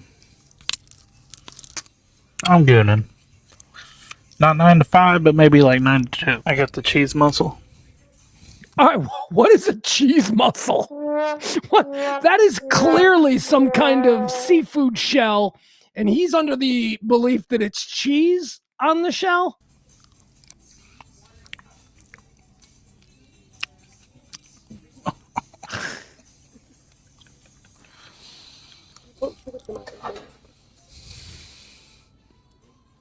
That wasn't cheese. That was mayonnaise. Oh. All right, there you have it. He's a hero. 64 days. 64 days. He's going to do nothing but eat at every Chinese all-you-can-eat buffet that he's going to find. Oh, my God. That's video number 1. All right, let's see here. How about this one? Let's go to Texas, huh? Here's this comes to us from Mesquite. Call this Mesquite Mayhem. This happened in an apartment complex. This is troubling. We'll watch it and then we'll break it down a little and we'll try and figure out what exactly is happening here. Here's an apartment complex in Mesquite. This is okay. So here's what we got here. We got this person pulling out of this parking spot here. We got a whole bunch of, I don't know, apartment critters. We'll call them just people who live in the apartment, hanging out. Apartment teens. Oh my God. A gaggle of teens who all live in an apartment complex. Oh, you better run. Oh, nothing but trouble when teenage apartment dwellers hang out. All right. So this guy's pulling out. All right, let's see what happens here. I don't know. I hate the music. We don't need the music. If there's no sound, we don't need music. All right, so he's pulling out. It looks like he's having difficulty parallel. No, he's not parallel parking, but which is wilder. He's having trouble just parking between the lines. Looks like he's struggling. And now it looks like the kids are making fun of him or her. I don't know who it is. Yeah, the kids are kind of mocking the parking job. Again, this is an apartment complex in Mesquite. All right, so now they're going to give it another try. This kid is really going for it. Oh, geez. All right. So this is, yeah. Side's going to, oh, my goodness. Oh, my goodness. No idea why that choice was made. Here, I do believe everyone gets away. This little girl right here, all right, this one in the middle, you would think something bad happens. Oh, God, Jesus. You know what? Now I'm thinking, I thought it was this one. I'm pretty sure this one on the right gets away. Oh, my God. Now I'm just realizing that we're watching this video, and I'm not sure this little girl gets out of there. See it again.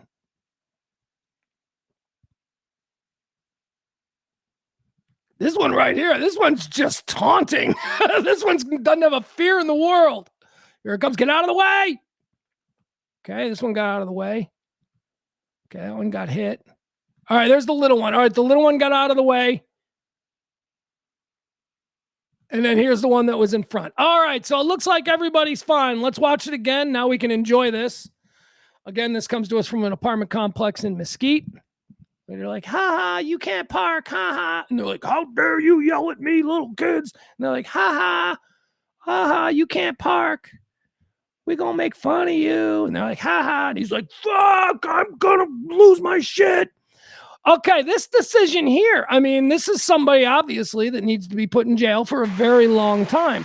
There was a decision that was made. The decision was made right about here. And this person in this moment took themselves out of civilized society. They're not allowed to be here anymore. They're not allowed to make decisions because this decision to gun it because a bunch of kids were making fun of you. Oh, Jesus. All right, there you have it. As is the case always with these videos, I would have loved to have seen the next 30 seconds. They always cut too soon. It's like they cut it, and I'm like, I want to see what happened in the next 30 seconds because that's going to be very telling. There you go. That's video number 2 of our 1-2 tree videos. All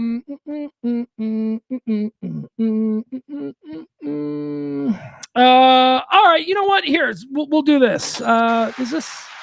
I don't want to do that one.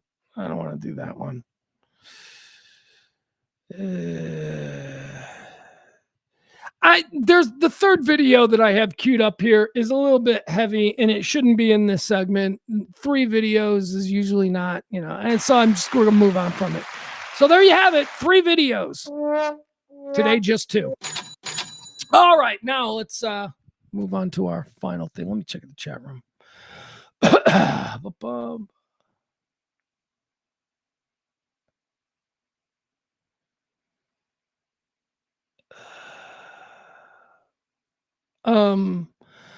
don't want to get into this with Maddie because maybe we'll get into this on her show, but we seem to be sideways. She seems to think that Anthony Anderson hasn't gotten away with anything or that he is not the exception, that all kinds of men have gotten away with, the exact same thing.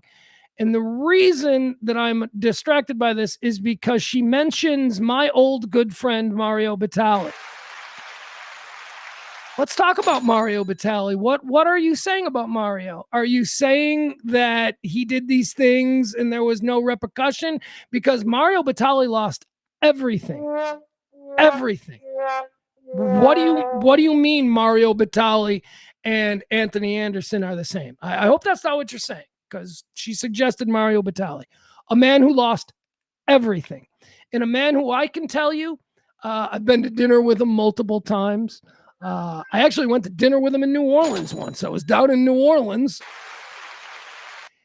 He did our show back in the day when he had his Food Network show and was very popular. If you remember, Kelly was a cook. Well, Mario was her favorite. And so Mario kind of became a regular on our show. One of the nicest, one of the most awesome dudes that I've ever met, who got to run around as a celebrity for a period of time. So I don't know if you are suggesting, Maddie, that Mario Batali got away with everything. He lost everything. He lost his book deals. He lost his television shows. He lost everything. So I'm going to push back on that. Tyler Perry? Well, I'm not really aware of what Tyler Perry has been accused of, but if you're telling me that the seriousness of what Tyler Perry has been accused of is of kin to what Anthony Anderson has been accused of, well, then we'll look at Tyler Perry. But I think that's another terrible example. Now, the example that you're dead on with, and I gave it to you, is Trump. Yes, Trump, despite all of that, seems like Anthony Anderson to have bucked the trends and somehow become an even bigger star and wealthier and more influential despite all of these attacks. But Mario Batali? No. He's a wonderful man. He is an absolutely wonderful man. Look, of the people that Louis C.K., wonderful guy. Just a wonderful guy. Really nice. A little awkward, a genius, an absolute genius. Apex of what it is that he does. Truly nice man. Truly nice man. And I can say a truly nice man when he wasn't famous, when he was just like a touring sort of, oh, I've heard of that guy before type comic, to when he was at the height of his thing, when he was doing Louis and he would still do call-ins for Kelly and I. He's a good guy. He's a good man. I don't believe he's a monster. Mario Batali, same thing. And I know that these are rare situations where, because of the job I used to do, I have had the opportunity to get to know these guys when the cameras aren't on or the microphones aren't lit. Right? Just seeing how they act as people. And Mario Batali and Louis C.K. are two people who had their career. Louis C.K., by the way, is rallying. Louis C.K. is back because he's a genius and you can't keep that shit down. It doesn't mean that the movie that he labored on, I Love You, Daddy, which, by the way, is a pretty good movie. It's very creepy, but it's a very good movie. I Love You, Daddy. That movie was set to be released like the day after the news came out that he was being canceled. They pulled it from the theaters. His career was fucked, man. I mean, but, whatever. So, I don't know. Louis C.K. and Mario Batali are two people that I know. I would say that I know them personally. And I would say that what happened to them is an absolute disgrace. I can speak specifically to Mario Batali because you know what Mario Batali is? And we used to joke about it. A hugger. Mario Batali is the guy, the warm Italian guy who hugs and and all of that kind of stuff. It's old school. He's got a very old school kind of vibe about him. I don't know that Kelly or Sybil or anybody else ever felt like they were being sexually assaulted by a big Mario Batali hug. Can't hug anymore. You can't as a grown man. Now, I was never a big hugger to begin with. But it does kind of bother me now that, if I was a hugger, I can't hug people. Oh, so good to see you again. Oh my God, that creepy old man hugged me. I'm a millennial or a Gen Zer, and that is assault. I don't want to hug you anyway, but I'm just saying, if I wanted to hug you, now suddenly it's akin to being a rapist. Get the fuck out of here with that. All right, there we have it. Those are our 3 videos. And me arguing with Maddie. I wanted to have Maddie on tomorrow, but apparently she's busy. If she's free, then we'll talk about this. If you want, well, let's go. The charges against Mario Batali are absolutely insane. Stupid. Food Network woke bullshit firing that man. That man is wonderful. Let's do Can't Beat Fun at the Old Ballpark, because there's another man out there who I also think is wonderful, and that is Pope Leo. Pope Leo. We're going to spend a little time on Pope Leo in an expanded version of Can't Beat Fun at the Old Ballpark, which is our daily delving into America's pastime, baseball. My kid showed up this summer having a passing interest in baseball. My 17-year-old son went back to Texas just completely diehard about Major League Baseball this year. We couldn't do a lot this summer. Times are tight. Economy and whatnot, broke. Nobody tips the damn show, all of that stuff. So my son and I had to actually just do things that were free. And every single night we watched 9 innings of baseball. He didn't bitch and moan. He was into it. As a matter of fact, he was looking forward to it. What time's the game tonight, he would say. And for 2.5 hours, all summer long, we sat on the couch there in the living room and we talked and we made fun of things and we bonded and we spent real serious father-son time. Baseball did that. Have a catch, Dad. That's what baseball means. And you can't beat fun at the old ballpark. Now, I want to give you. We're gonna do a little expanded version of this, but I do want to give you an example of what this is all about. When I say can't beat fun at the old ballpark, I am specifically in my mind talking about this. Watch this. This came from a couple of nights ago. This truly is can't beat fun at the old ballpark. Pause, here it is, and knuckle back our way. And a fine catch down below.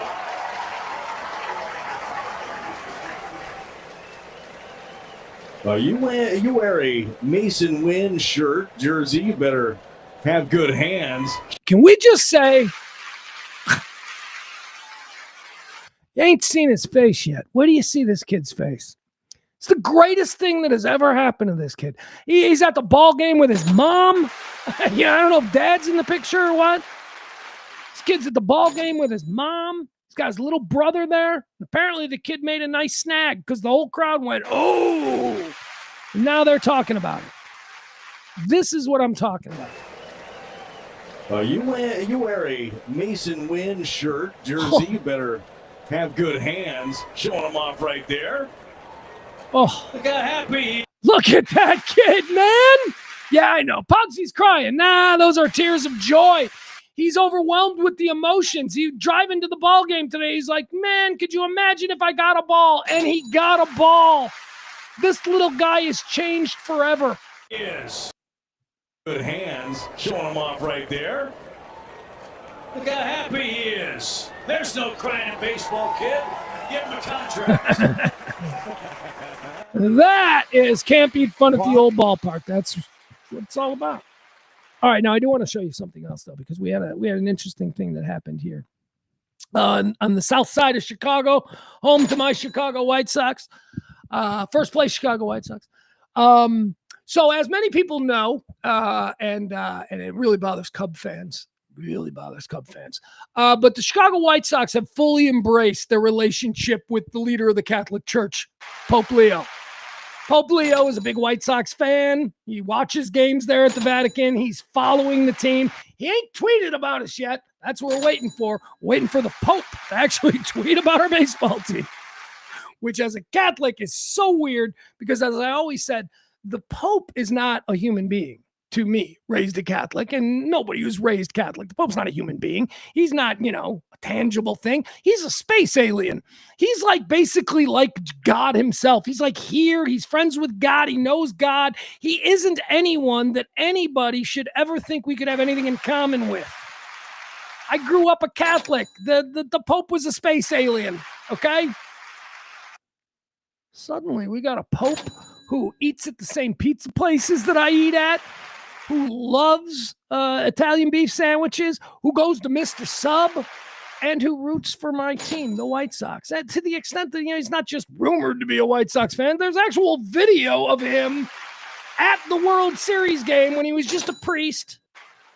So the White Sox, having this second-class citizen status here in the city of Chicago, an incredibly Catholic city, has really leaned into the attachment to the Pope.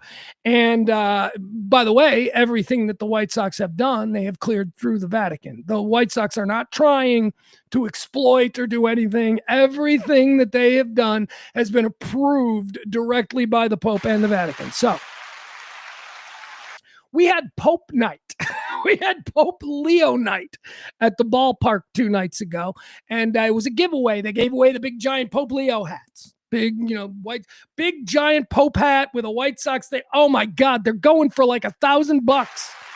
Seriously, people are selling. My son wants one. My son's like, how do I get a Pope hat? I'm like, dude, I have no idea. They're like super hard to find in Chicago. We're 3 days after the Pope hat giveaway, and people are still like, anyone know where I can get a Pope hat? But they did something. They did something in the middle of the White Sox game on Pope Leo night that was so successful and has everybody talking about it. And I'm not the only one to say this. I do think I'm the first, because the minute I heard about it, I was like, that should be an every game thing. In the 5th inning on Pope Leo night, the Chicago White Sox, in between the top and the bottom of the 5th, or maybe it was between the 5th and the 6th, I don't know. They brought a priest out onto the mound, a Catholic priest on Pope Leo night. And the Catholic priest then gave the little orders of peace. Peace be with you. Now, if you're not a Catholic and you've never been to Catholic church, then you may not understand what peace be with you is. Peace be with you is a moment in a Catholic mass where everybody stops from the message, and you just turn to the people around you and you offer them peace and you shake hands. Sometimes there's hugging. It was my favorite part of church. My favorite part of mass was the whole peace be with you. You would hope if there was like a girl that you liked, like you would hope that you could be seated close enough to her so that during peace, you could reach over and be like, peace be with you. You know what I mean? You got to shoot your shot wherever. It's a very nice thing about Catholic Mass, the wishing of peace. Peace be with you, and unto you, and whatever. They did that at the White Sox game between the 5th and the 6th inning. The priest came out. It's Pope Leo night. And they're like, all right, now everybody, peace be with you. And everybody just took a moment in the stands to shake the hands of the strangers around them, to hug people. It was awesome. And now there's talk that the White Sox are going to do this every game. That this is going to be a thing about White Sox games, that in the 5th inning, you're going to be expected to shake hands and smile at a stranger. Why? Because of Pope Leo. Now, I don't know that it needs to be so wholly Catholic, right? I mean, this doesn't need to be something, well, I'm not Catholic, so I'm not doing it. What? You're not Catholic, so you can't wish goodwill to a stranger? Is that what you're saying? Because remove the bullshit of the religion out of it. It's a very nice thing. So this is what it looked like. I don't know if this is the full video, but this is what it looked like. And I would love to see this be a regular thing. I would love to see this become a thing at White Sox games. Oh, you know, the White Sox, they do that Catholic peace be with you thing. I mean, why not? We are at a time right now in American society where everybody hates everybody, where, you know, this is just a nice thing. Here it is. This is how it went down. This is some priest. We offer each other a sign of peace because we want to bring peace to the world. And I think the Pope would really love that, whether you're Catholic or not. So everybody should stand and find a new friend around you and offer each other the sign of peace. It's, just people reaching out and hugging. And again, you don't have to be Catholic. This is just a nice social thing. Instead of, oh, shut your fucking mouth, right? I mean, in the 5th inning, you're going to have to offer peace to a stranger.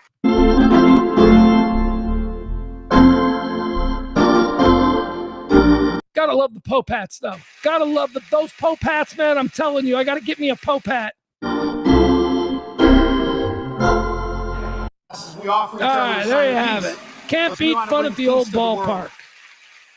I think that's a nice thing. I think that's something that doesn't necessarily have to be Catholic in nature. I just think it's a nice gesture. And if we got to it because we were celebrating the Catholic Pope, so be it. Let's keep doing it. Every game in the 5th inning, let's offer peace to our stranger neighbor. And that's can't beat fun at the old ballpark. All right, guys, that's going to do it for today's show. It is 3:30. Look at me. I gave you a whale of a show. Why? Because I felt guilty about missing the last couple of days.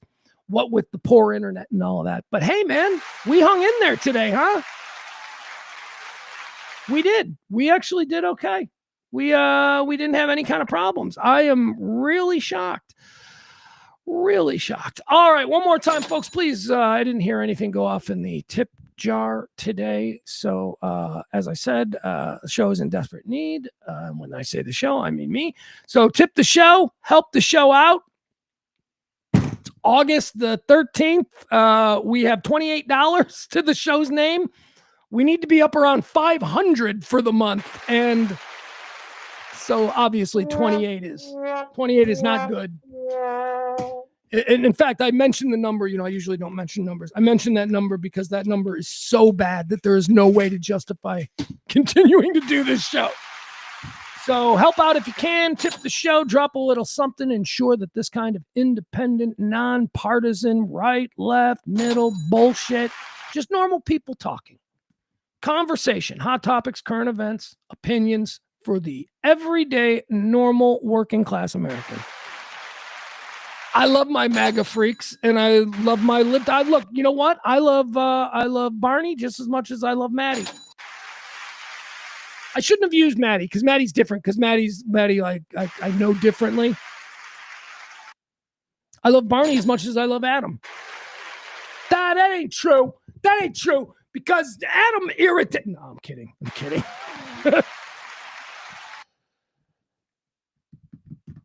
My point is, we could all stand to maybe just offer peace to the stranger around us.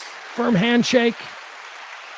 Stop ruling people out of your life based on one little thing that they do differently than you do. And tip the show. All right, that's going to do it.